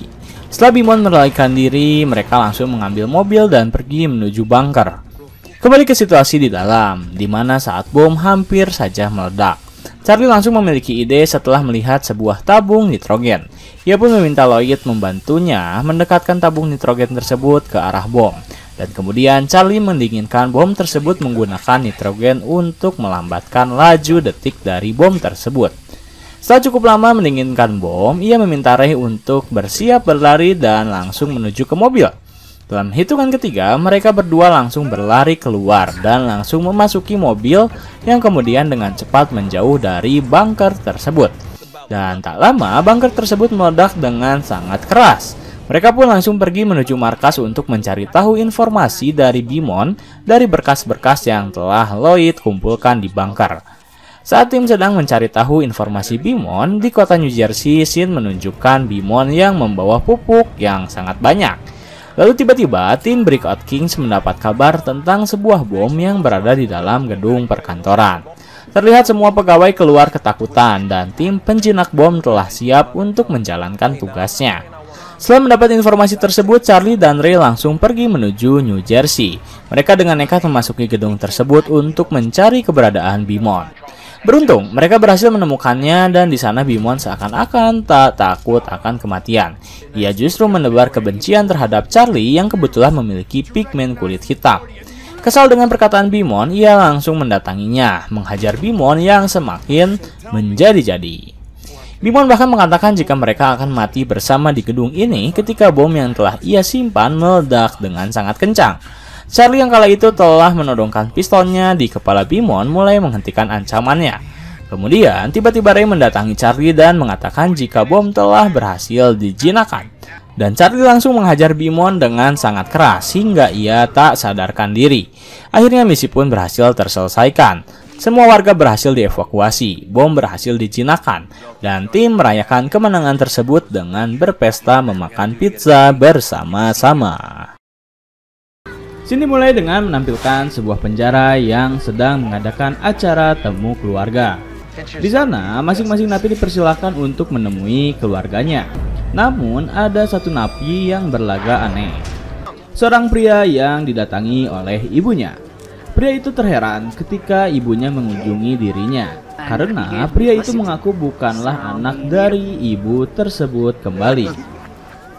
Lalu saat sang ibu mendekat untuk memeluk, pria itu justru menahannya dengan sebuah pisau dan mengancam polisi akan membunuhnya jika para penjaga penjara tak membukakan pintu untuknya.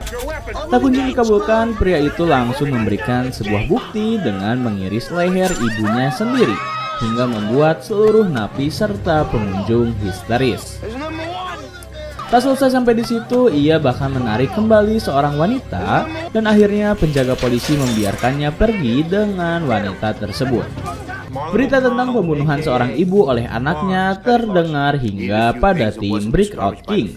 Mereka pun langsung memburu pelaku yang dikabarkan bernama Mars. Diketahui ia tinggal di daerah Montrose bersama kekasihnya yang masih memiliki orang tua. Ray pun meminta Jules untuk mencari bank akun miliknya agar mereka bisa mendapat petunjuk. Saat Jules telah berhasil menemukan akun bank tersebut, ia langsung menelponnya. Tetapi orang yang mengangkat telepon mereka terdengar aneh. Charlie pun curiga dan mereka memutuskan untuk pergi ke sana. Sesampainya di sana, mereka langsung mendobrak pintu dan menemukan seorang wanita lansia terjatuh di kursi roda miliknya. Baik Charlie maupun Ray tak menemukan tanda-tanda keberadaan dari Mars maupun kekasihnya yaitu Starla. Setelah membantu wanita lansia itu, mereka pun berbincang dan mereka menemukan fakta mengejutkan bahwa ternyata Starla adalah anak angkat mereka karena orang tuanya telah tewas setahun yang lalu. Ia mengatakan jika anaknya adalah wanita yang baik tetapi tidak dengan Mars yang selalu memberi pengaruh buruk padanya. Kemudian scene berpindah pada sepasang kekasih tersebut, di mana mereka berdua pergi menuju sebuah supermarket. Saat mereka telah memasuki supermarket tersebut, tiba-tiba terdengar teriakan seorang wanita dan tiba-tiba berita tersebar. Seorang pria tewas setelah ditembak oleh senjata api yang dibawa oleh Mars. Tim Breakout Kings pun langsung bergerak cepat dan melacak keberadaan Mars. Mereka melihat reka kejadian melalui CCTV dan menemukan keanehan, yaitu seorang pria yang berhasil kabur namun tak terlihat keluar dari supermarket. Akhirnya Charlie pun curiga. Ia pun pergi ke tempat penyimpanan barang dan kemudian membuka ruang penyimpanan di sana. Betapa terkejutnya mereka ketika ternyata ditemukan seorang lelaki yang bersembunyi di sana. Mereka pun langsung mengevakuasi pria tersebut untuk menjadikannya saksi agar mereka bisa mencari tahu keberadaan Mars. Tetapi terlihat pria itu mengalami sedikit trauma. Ia tak menjawab setiap pertanyaan dari Charlie maupun Ray. Hingga akhirnya Lloyd mengambil alih misi tersebut. Ia menceritakan terlebih dahulu sebuah cerita padanya dan tak disangka lelaki itu mau mengatakan apa yang ia ketahui dan ia lihat. Saat Lloyd sedang mewawancarai saksi, Erica, Charlie, Ray, dan Daniel kembali melacak CCTV. Lalu Daniel penasaran dengan apa yang Mars lihat di supermarket tersebut. Ia pun pergi menuju tempat di mana Mars melihat ke arah situ. Dan ternyata Mars melihat sebuah brosur hiburan, tempat yang cocok untuk sepasang kekasih menghabiskan waktu berdua di sana. Tim Breakout Kings pun langsung pergi menuju Highland Lakes Fairgrounds. Setibanya di sana, mereka langsung memeriksa setiap bangunan yang berada di sana. Namun mereka justru menemukan sebuah berita yang menampilkan Mars dan Starla ditangkap oleh petugas kepolisian karena membuat kegaduhan di dalam mobil. Tetapi Mars justru melawan polisi tersebut dengan cara menembaknya hingga tewas. I shut it off. Okay. We know how it ends. Shut it off. Dan kejadian itu tertangkap oleh kamera dashboard mobil polisi. Akhirnya, tim Breakout Kings kembali ke markas untuk mencari petunjuk lainnya. Setelah di Highland Lakes tak menemukan apapun. Saat tim telah kembali ke markas, mereka langsung membedah setiap informasi yang mereka temukan.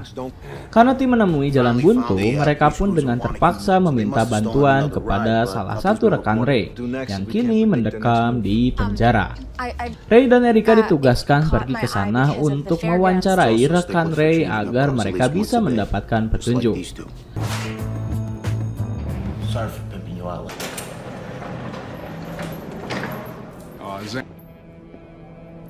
What's up with you, Angeline? Sementara itu, di tempat yang lain, Sin menampilkan Mars dan Starla yang asik mengejar satu sama lain ketika di tempat tersebut.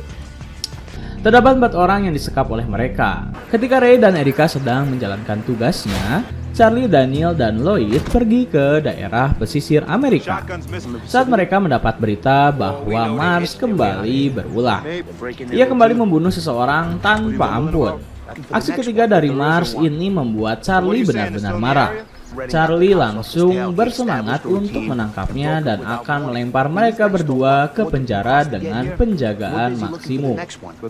Setelah semua tim menyelesaikan misinya masing-masing, mereka kembali berkumpul di markas. Dan hal baik didapatkan oleh mereka, yaitu ketika Jules mendapat informasi saat seseorang baru saja menggunakan kartu kredit atas nama Mars.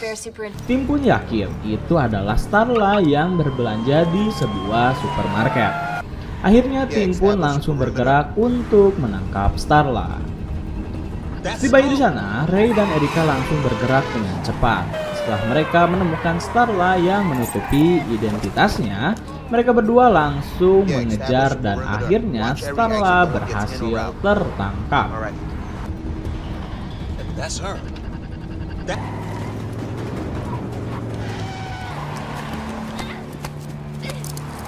Setelah Starla tertangkap, ia langsung diinterogasi beberapa jam. Namun tak ada hasil karena Starla tak mau mengatakan apapun.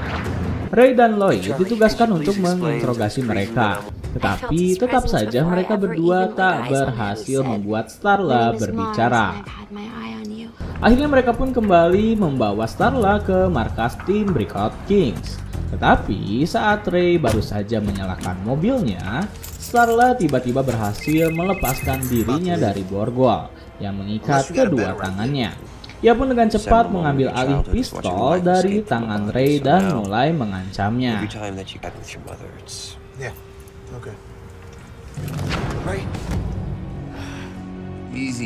Ia meminta Ray untuk pergi ke kediaman Mars. Ketika di sana, Mars terus-menerus memberikan ancaman pada para sandranya.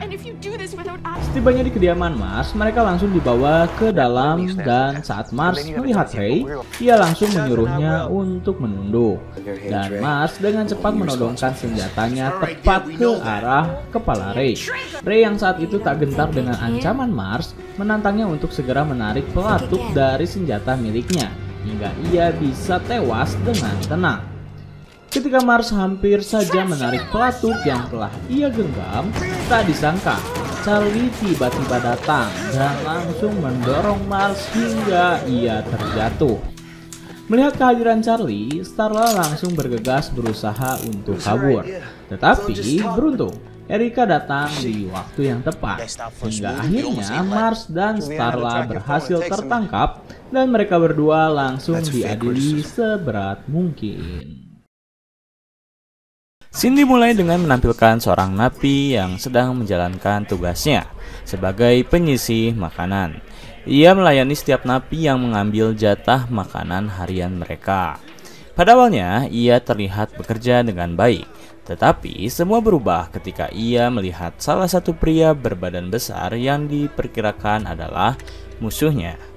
Ketika pria berbadan besar itu telah mendekat di antrian, sang pria penyisih makanan langsung mengeluarkan sebuah serbuk, lalu mencampurkannya dengan makanan yang akan ia berikan.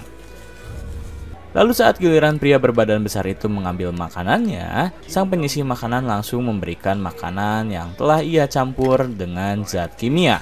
Bahkan ia memberi porsi jumbo padanya. Akhirnya ia pun makan dengan lahap. Namun, baru beberapa suapan yang ia layangkan ke dalam mulutnya, pria itu merasakan sakit yang luar biasa di area lehernya. Ia tersedak, lalu tak lama kepolisian dengan cepat membawanya ke rumah sakit dan ia dinyatakan tewas. Kepolisian pun langsung memproses kematian napi tersebut dengan bantuan beberapa napi lainnya. Tetapi hal aneh terjadi di sini ketika dokter yang menangani jasad pria berbadan besar itu tak bisa membuka sebuah gudang. Sementara di satu sisi, beberapa napi serta seorang anggota kepolisian sedang berada di makam untuk menguburkan pria tersebut. Saat para napi telah menurunkan jasad dan petinya, seorang napi tiba-tiba mengambil senjata yang anggota polisi pegang. Ternyata ia telah bersekongkol dengan polisi lain dan akhirnya mereka berhasil mengambil alih situasi. Ia menghajar polisi tersebut dan semua napi dengan cepat kabur. Di kondisi penjara, setelah cukup lama berusaha membuka gudang penyimpanan rumah sakit, akhirnya mereka bisa melihat sebuah jasad dari pria berbadan besar yang dinyatakan tewas. Jadi, siapa yang berada di dalam peti yang akan dimakamkan? Ya, pria yang membunuhnya. Setelah kejadian kaburnya napi tersebut, tim Breakout Kings langsung mendapat tugas untuk menangkap beberapa napi yang telah berhasil kabur. Satu nama yang berhasil mereka ringkus yaitu McCann, otak di balik kaburnya beberapa napi. Julius dengan cepat mencari data pribadi tentang napi tersebut, dan ia menemukan bahwa McCann memiliki seorang saudara perempuan yang kini tinggal di daerah Manhattan. Akhirnya, tim pergi menuju Manhattan untuk bertemu dengan adik dari McCann. Sesampainya di sana, mereka langsung menginterogasi adiknya yang terus mengatakan jika ia tak tahu apa-apa tentang saudara kandungnya. Namun setelah beberapa kali pertanyaan dilontarkan dengan nada penekanan, ia pun mau mengatakan bahwa alasan McCann membunuh seorang pria berbadan besar itu adalah karena pria berbadan besar tersebut telah merenggut sesuatu darinya. Entah itu apa, tetapi hal tersebut membuat McCann sangat dendam padanya. Kemudian scene berpindah pada McCann dan rekannya yang sedang merencanakan jalan mereka selanjutnya. Rekan dari McCann menyerahkan sepenuhnya rencana mereka karena otak di balik pelarian ini ada pada McCann. Lalu mereka berdua pun pergi dari sebuah gudang setelah mereka menghabisi seorang petugas polisi. Tak lama tim Breakout Kings tiba di gudang tersebut. Setelah beberapa laporan masuk, saat tim seperti Charlie, Ray, dan Erica sedang mengevakuasi tempat, Lloyd, Daniels, dan Julius didatangi oleh petugas penjara yang memberi beberapa barang pribadi milik McCann untuk mereka teliti. Tak lupa petugas penjara itu pun memberi mereka sedikit informasi tentang bagaimana kepribadian dari McCann. Setelah itu, scene kembali berganti pada McCann dan rekannya yang memiliki rencana baru, yaitu menyamar menjadi seorang penjual vacuum cleaner secara door to door. Rekannya pun telah memberi McCann beberapa bekal pribadi untuk dirinya bagaimana mereka melancarkan aksi tersebut. Setelah McCann melancarkan aksinya, tim Breakout Kings mendapat kabar bahwa petugas motel menemukan keberadaan McCann dan rekannya yang sedang menginap di motel miliknya. Tim pun langsung pergi ke motel tersebut dan mereka menemukan sebuah surat yang menampilkan bahwa sebuah toko baru saja kehilangan beberapa tabung oksigen serta vacuum cleaner. Ray menyimpulkan bahwa mereka berdua telah menyamar menjadi seorang sales untuk menutupi identitas mereka. Kembali ke McCann yang sedang melancarkan aksinya. Di sana mereka terus-menerus mendesak konsumen mereka dengan cara menawarkannya di balik pintu. Padahal pemilik rumah telah menolak dan meminta mereka berdua untuk pergi, tetapi rekan McCann terus menawarkan produk miliknya. Karena sangat mengganggu, akhirnya pemilik rumah itu membuka pintu dengan niat untuk mengusir mereka. Tetapi rekan McCann justru menahan pintunya dan tak lama McCann keluar dengan membawa sebuah senjata, lalu membunuh pria itu di dalam rumahnya sendiri. Saat tim sedang bekerja di lapangan untuk mengevakuasi kediaman rumah dari seorang pria tua yang baru saja dibunuh oleh McCann, di episode kali ini, Lloyd hanya diam di markas Breakout King untuk memecahkan kode yang McCann buat semasa ia di penjara. Kembali ke lapangan di mana Charlie, Ray, dan Erica telah berhasil memasuki rumah tersebut. Setelah mereka mencari di mana pemilik rumah, ternyata pemilik rumah tersebut ditemukan tergeletak dengan luka tembak. Tim pun langsung menyusuri beberapa sudut rumah, namun tak menemukan tanda-tanda keberadaan dari McCann. Ketika Charlie sedang mengamati rumah tersebut, ia menyadari jika korban pembunuhan ini adalah seorang mantan marinir. Mengetahui hal itu, ia sangat benci dan sangat ingin sekali menangkap McCann. Kembali ke markas, setelah sekian lama berusaha memecahkan kode yang McCann buat, akhirnya Lloyd berhasil menemukan satu kata, yaitu rumah. Ia pun dengan cepat mencocok logikan kata tersebut dengan kata yang lain, sehingga ia bisa mengubahnya menjadi sebuah kalimat yang utuh. Saat Lloyd sedang menjalankan tugasnya, Jules pun melakukan hal yang sama. Ia mendapat kabar bahwa seorang pria baru saja melaporkan bahwa mobil yang ia miliki dicuri oleh dua orang pria. Ia pun langsung memberitahu hal itu pada Charlie yang tak lama langsung pergi menuju TKP. Sesampainya di sana, tim memasuki sebuah apotek untuk bertanya mengenai sebuah mobil yang baru saja tercuri. Penjaga apotek itu mengatakan bahwa ia tak melihat apapun dan tak merasa ada sebuah mobil yang dicuri karena ia berjalan kaki menuju apotek. Charlie pun mengangguk dan ia langsung melihat ke sebuah kaca di apotek tersebut. Terlihat McCann serta rekannya sedang bersembunyi di antara rak.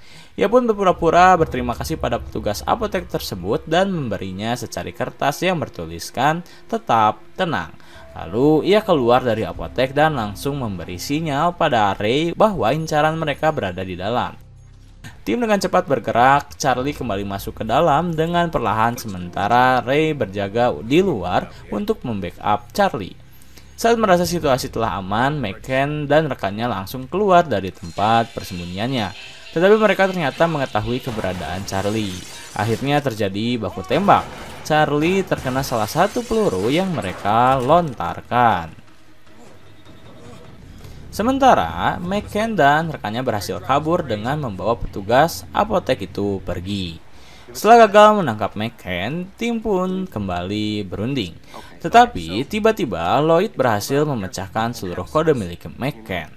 Ia pun dengan segera memberitahu Jules untuk mengabarkan pada Charlie bahwa rencana selanjutnya McCann adalah mencari keberadaan seorang pria yang bernama Terry Miller. Tim langsung bergerak, Charlie dan Ray mencari nama Terry Miller, begitu pula Erica dan Daniels. Namun, usaha mereka semua gagal setelah Jules kembali memberi informasi bahwa mereka salah menangkap Terry Miller. Lloyd baru saja menemukan pesan tersembunyi di mana yang McCann cari adalah Terry Miller yang baru saja menikah dan belum memiliki anak. Dan Terry Miller yang asli ternyata telah berhasil McCann tangkap dan ia sekap. Mari kita melihat situasi di mana McCann menyandra Miller.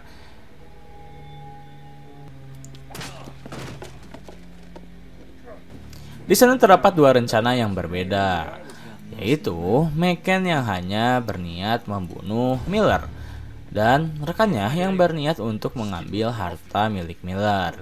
Karena berbeda jalan, akhirnya rekan McCann memutuskan untuk keluar dari rumah Miller setelah ia mengambil beberapa barang miliknya. Lalu saat ia keluar, tak disangka tim Breakout King setelah siap menangkapnya dan ia pun langsung ditangkap. Mendengar kegaduhan, McCann keluar dengan membawa Miller sebagai sandranya. Tim pun langsung bersiap dan meminta McCann untuk menyerahkan Miller terlebih dahulu. McCann mengatakan bahwa ia sangat ingin membunuh Miller karena ia telah merenggut segalanya darinya. Semasa di penjara, Miller telah merenggut segalanya darinya.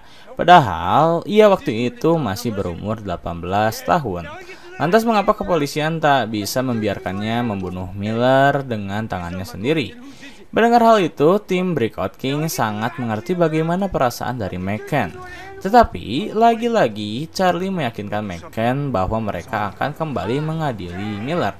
Akhirnya setelah sekian lama proses negosiasi, McCann pun luluh. Ia meminta maaf pada Charlie karena telah berbuat onar. McCann kembali ditangkap sementara Miller harus menerima konsekuensi setelah istrinya sendiri melihat bagaimana sifat asli dari suaminya, dan misi pun berakhir dengan manis. Scene di episode kali ini menampilkan dua orang napi yang sedang merencanakan sesuatu. Di sana seorang pria bernama Andre meyakinkan rekannya jika ia akan membantu dan menyupport dirinya. Akhirnya waktu rencana pun tiba. Mereka pergi ke bawah tangga untuk menyulut emosi lawan mereka.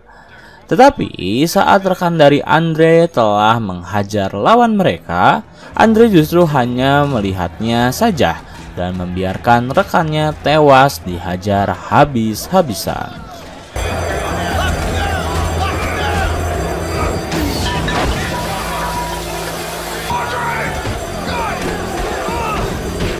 Setelah kejadian tersebut, seisi penjara mulai ricuh dan hal itu dimanfaatkan oleh Andre untuk kabur dari penjara dengan bantuan rekannya menggunakan sebuah tali.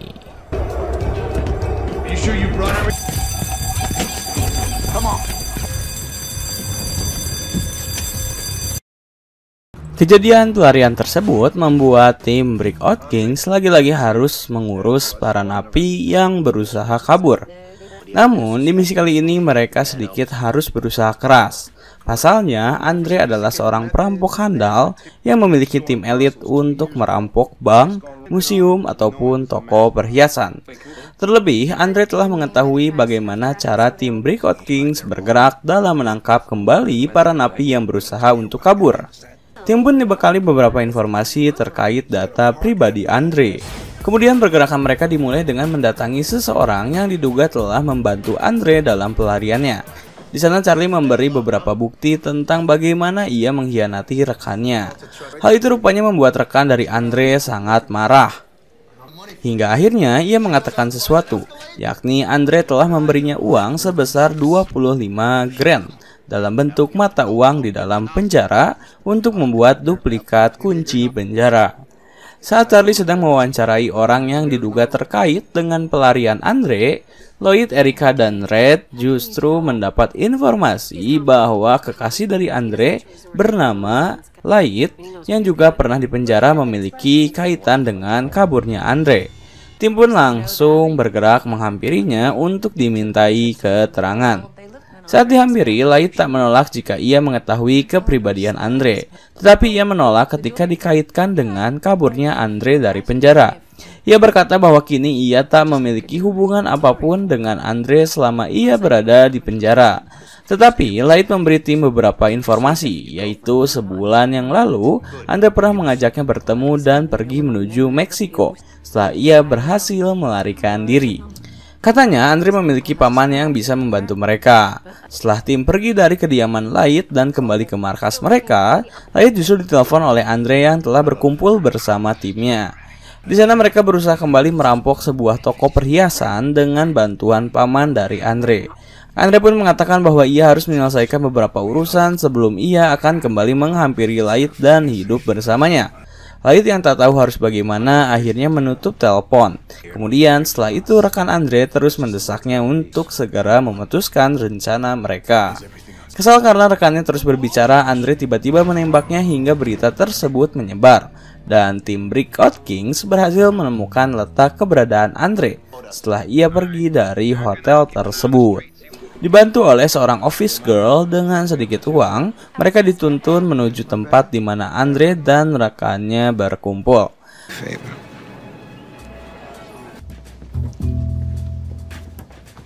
Tetapi yang Charlie temukan justru hanya jasad dari seorang pria yang diduga tewas ditembak oleh Andre. Merasa belum pergi jauh, Charlie langsung menyuruh Ray untuk segera menyisir kota untuk mencari tahu keberadaan Andre.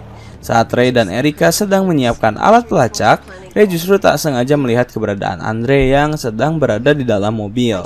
Andre yang sadar itu adalah Ray langsung menyuruh supirnya untuk segera menancap gas, dan mereka pun berhasil kabur dari pandangan Ray. Setelah Andre berhasil kabur, ia ternyata pergi menuju sebuah telepon umum untuk menelpon Charlie. Dengan santai, Andre memberi Charlie penawaran. Ia akan menyerahkan dirinya dengan syarat perlindungan berlapis untuk dirinya. Namun, jika tidak, maka Charlie harus siap dalam menghadapi berbagai ancaman yang tak lama akan ia ciptakan. Kemudian telepon mati, dan Charlie dengan cepat meminta Jules untuk melacak dari mana Andre menggunakan telepon umum tersebut. Tak lama, Jules mendapat informasi. Charlie pun menggaet Lloyd untuk menemaninya mencari petunjuk yang lain. Mereka berdua pergi ke sebuah toko cerutu yang dimana di dalam box cerutu tersebut terdapat petunjuk yang Andre berikan. Sesampainya di sana, Lloyd yang merupakan ahli di bidang pemilihan cerutu mulai menciumi cerutu tersebut satu per satu. Dan Lloyd pun berhasil menemukan box cerutu yang berisi petunjuk Andre. Isi petunjuk tersebut berupa sebuah gambar yang Andre curi di sebuah museum. Lalu misi tim Breakout Kings adalah memecahkan kode di gambar tersebut untuk mengetahui tempat mana yang akan menjadi tujuan selanjutnya dari Andre.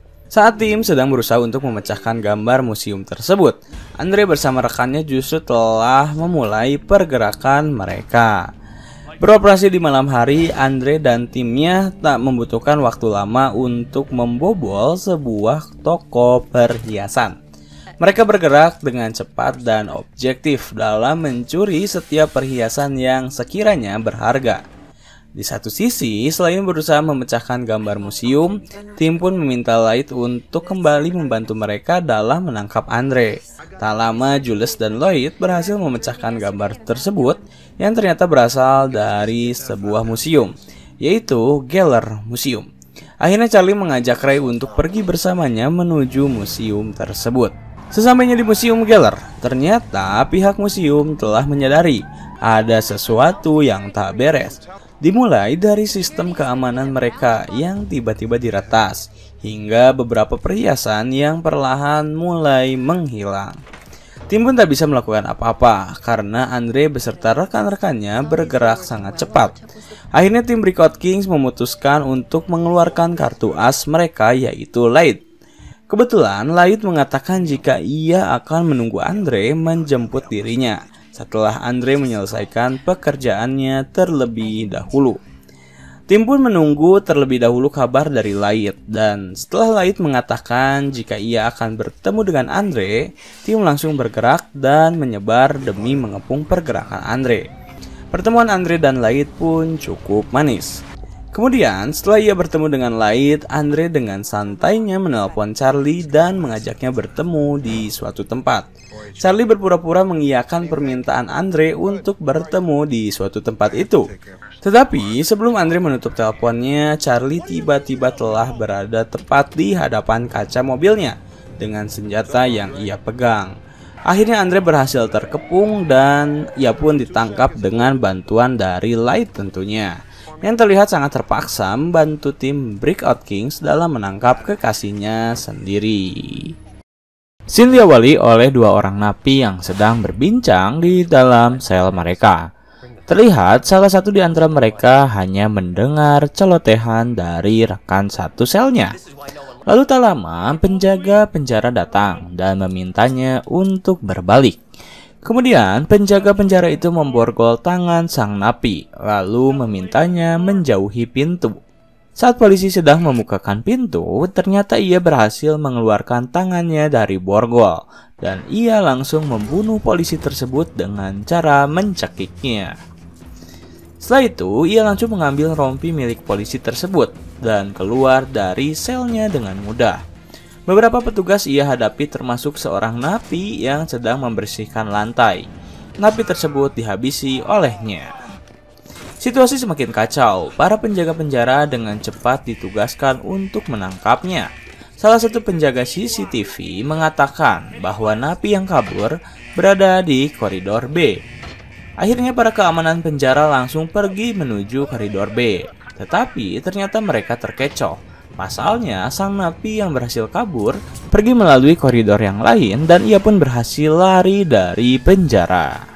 Lanjut, berita kaburnya napi tersebut berhasil terdengar hingga tim Breakout Kings. Mereka pun langsung menyiapkan rencana. Ray membacakan data pribadi dari napi yang kabur tersebut. Napi itu bernama Virgil, seorang pembunuh bayaran yang sangat handal. Ia berbahaya dan juga sangat amat licik. Terlihat dari bagaimana ia berhasil keluar dari penjara dengan mudahnya. Ray pun meminta rekan-rekannya untuk berhati-hati saat berusaha menangkap Virgil. Data pribadi Virgil tak cukup banyak tim Breakout Kings ketahui, karena terlebih ia adalah pembunuh bayaran. Akhirnya Ray dan Daniel menemui seorang transgender yang merupakan informan dari Ray. Ia memberinya sejumlah uang untuk melacak dan mencari keberadaan dari Virgil. Kemudian, scene beralih pada Virgil yang mulai menjalankan kembali pekerjaannya. Ia saat itu pergi ke sebuah gedung dan dengan iseng menarik sebuah tali yang terkait pada petugas pembersih kaca. Lalu, ia memasuki gedung dengan mudahnya.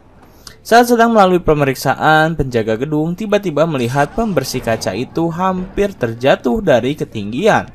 Akhirnya ia melalaikan pemeriksaan sehingga Virgil dengan mudahnya memasuki gedung, lalu pergi ke lantai di mana targetnya berada. Tanpa banyak bicara, ia mengeluarkan pistolnya dari sebuah kotak pizza yang ia sembunyikan, sembari mengatakan, "Untuk Jennifer." Virgil membunuh pria tersebut. Setelah kejadian tersebut berlangsung, tim Breakout Kings pergi ke tempat kejadian untuk memeriksa lebih lanjut soal korban pertama dari Virgil setelah ia bebas dari penjara. Ray mendapat informasi dari kepolisian bahwa korban Virgil yang bernama Parker tak memiliki riwayat kriminal, sehingga mereka kesulitan mencari pergerakan Virgil selanjutnya. Kembali pada Virgil yang lagi-lagi sedang menjalankan pekerjaannya. Kali ini ia pergi ke sebuah apartemen dengan berpura-pura sebagai petugas pembersih. Saat situasi apartemen telah kosong, ia langsung begitu saja memasuki sebuah kamar, lalu menembak seorang pria berkulit hitam yang sedang memainkan konsol game. Penembakan ini mulai membentuk sebuah pola. Tim Breakout Kings langsung mencari hubungan antara Parker dengan Okafor. Saat tim sedang membentuk sebuah pola, Virgil justru dengan santainya melanjutkan kembali pekerjaan yang harus ia selesaikan. Kali ini, ia pergi ke sebuah toko seni tato untuk membunuh seorang pria yang sedang menggambar tato di tangannya. Kala itu, Virgil menggunakan cara mengecoh sang pemilik toko agar keluar terlebih dahulu dengan cara mencuri kendaraannya. Setelah pemilik toko keluar dari tokonya, Virgil langsung memasuki toko, mengunci pintu dan mengeluarkan pistol. Lalu ia pun berkata, "Ini untuk Jennifer." Virgil menembak pria tak bersalah tersebut hingga tewas. Kejadian itu membuat tim Breakout Kings benar-benar kesulitan melacak pergerakan Virgil. Tetapi hal itu tak membuat tim putus asa. Karena tanpa Virgil sadari, ia secara perlahan menuntun tim untuk menangkapnya. Setelah kasus pembunuhan tersebut selesai, tim kembali ke markas dan Jules berhasil mengumpulkan informasi bahwa Parker dan Laird korban yang baru saja Virgil bunuh memiliki hubungan ketika mereka berada di sebuah perkumpulan bernama Zeta Chi. Dan akhirnya tim menemukan petunjuk yang positif. Ray langsung ditugaskan untuk pergi ke perkumpulan Zeta Chi untuk mencari tahu hubungan antara Parker dengan Laird. Sesampainya di sana, ia melihat perkumpulan tersebut sedang melakukan sebuah tradisi aneh, yaitu menyuruh 3 pria menggunakan pakaian wanita lalu meminum sebuah anggur. Melihat keanehan tersebut, ia langsung menarik salah satu pria yang terlihat sedang menikmati adegan tersebut. Ray pun langsung memberinya beberapa pertanyaan termasuk hubungan antara Parker dan Laird. Pada awalnya, pria itu tak mau mengatakan apapun karena ia tak tahu. Tetapi setelah melalui pendekatan yang Lloyd lakukan, akhirnya pria itu mau mengatakan jika mereka berdua terlibat dalam pemerkosaan pada seorang wanita yang ia sendiri tak ketahui namanya. Yang ia ingat hanya Guinevere atau Jennifer.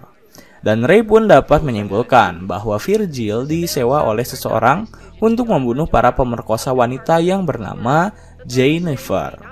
Setelah mendapat informasi tersebut, Ray langsung menemui seorang wanita bernama Jennifer untuk diminta beberapa penjelasan. Ia pun mengajaknya untuk berjalan sejenak sembari berbincang dengan santai. Lanjut, kemudian scene berpindah pada Charlie yang telah mendapat informasi dari Ray. Ia langsung memanggil seorang penjaga penjara yang bertugas di penjara di mana Virgil kabur. Di sana ia diberi beberapa pertanyaan. Salah satunya adalah tentang mengapa Virgil bisa semudah itu keluar dari penjara. Penjaga penjara yang bernama Kraus mengatakan bahwa timnya sendiri kesulitan menangkap Virgil karena ia lincah dan cekatan. Bahkan Virgil bisa mengecoh pergerakan CCTV. Mendengar perkataan Kraus, Charlie sedikit tak percaya dengannya. Lalu, Charlie memperlihatkan akun bank milik Kraus, yang sebelum Virgil keluar, ia telah menghabiskan $40.000 secara cuma-cuma. Charlie pun mempertanyakan kemana uang tersebut pergi. Dan disitulah Krause tak bisa menjawab. Yang hanya ia bisa lakukan adalah mengeluarkan kartu nama pengacaranya dan meminta Charlie untuk menghubungi pengacaranya jika ia memiliki pertanyaan lain. Kemudian, scene berpindah pada Virgil yang berada di sebuah bar. Ia berbincang dengan satu-satunya bartender di sana sebelum seorang pria datang dan memasuki bar. Baru saja pria itu memasuki bar, Virgil tiba-tiba kembali mengeluarkan senjatanya dan langsung menembak pria tersebut hingga tewas. Melihat Virgil menembak seseorang membuat sang bartender ketakutan. Ia memohon padanya karena dirinya tak berada di dalam list pembunuhan Virgil. Namun Virgil tak memperdulikan hal itu. Ia tetap membunuh sang bartender dan kini total korban yang telah tewas berjumlah 5 orang. Cukup banyak bagi seorang pembunuh bayaran yang membuat pola abstrak atas setiap pergerakannya. Karena tak ingin ada lagi korban selanjutnya, akhirnya tim Breakout Kings langsung kembali menghampiri Krause, yang ternyata adalah ayah kandung dari Jennifer sendiri. Jennifer pun langsung dibawa ke kantor untuk dimintai keterangan lebih lanjut. Sementara Krause tak bisa melakukan apa-apa karena Ray membawa surat penahanan resmi. Sesampainya Jennifer di kantor, ia langsung ditekan oleh Ray maupun Charlie. Terlihat Jennifer yang sangat ketakutan dan tak mau mengatakan apapun. Karena melihat Jennifer ketakutan, Erika pun akhirnya turun tangan dan meminta Ray untuk membiarkannya berbicara dengan Jennifer. Barulah saat Erika yang mengajak berbicara, Jennifer mengatakan jika memang benar ia menyewa Virgil untuk membunuh para pemerkosanya saat ia masih berumur 18 tahun. Namun ia tak menyewanya secara langsung, melainkan melalui Krause, ayahnya yang bekerja di penjara. Dan fakta pun terkuak, jadi sebenarnya penjaga penjara bukan terkecoh dengan pergerakan Virgil, melainkan Krause dengan sengaja menyuruh para penjaga penjara menuju koridor B agar Virgil bisa dengan mudah kabur dari penjara. Kemudian Erika mengatakan jika menurut data masih ada satu orang yang belum Virgil bunuh. Ia pun meminta Jennifer untuk mengatakan satu nama tersebut. Dengan tarikan nafas yang cukup panjang, akhirnya Jennifer mau mengatakan satu nama terakhir, yaitu Justin. Erika langsung memintanya memberitahu di mana lokasi terkini dari Justin. Kemudian, scene berpindah pada seorang pria yang sedang bermesraan dengan kekasihnya di sebuah mobil. Saat sedang bermesraan, seorang pria yang bernama Justin itu tiba-tiba mendapat telepon dari Charlie. Charlie mengatakan bahwa kini keberadaan Justin dalam bahaya karena seseorang akan membunuhnya terkait pemerkosaan terhadap Jennifer. Ia pun meminta dirinya untuk tetap tenang dan Charlie akan menjemputnya. Saat Justin keluar dari mobil, ia melihat seorang pria dan menyangka itu adalah Charlie. Tetapi Charlie menjelaskan bahwa itu bukanlah dirinya, melainkan Virgil, pria yang ingin membunuhnya. Charlie pun langsung menyuruh Justin untuk segera berlari dan tak lama Virgil mengejarnya.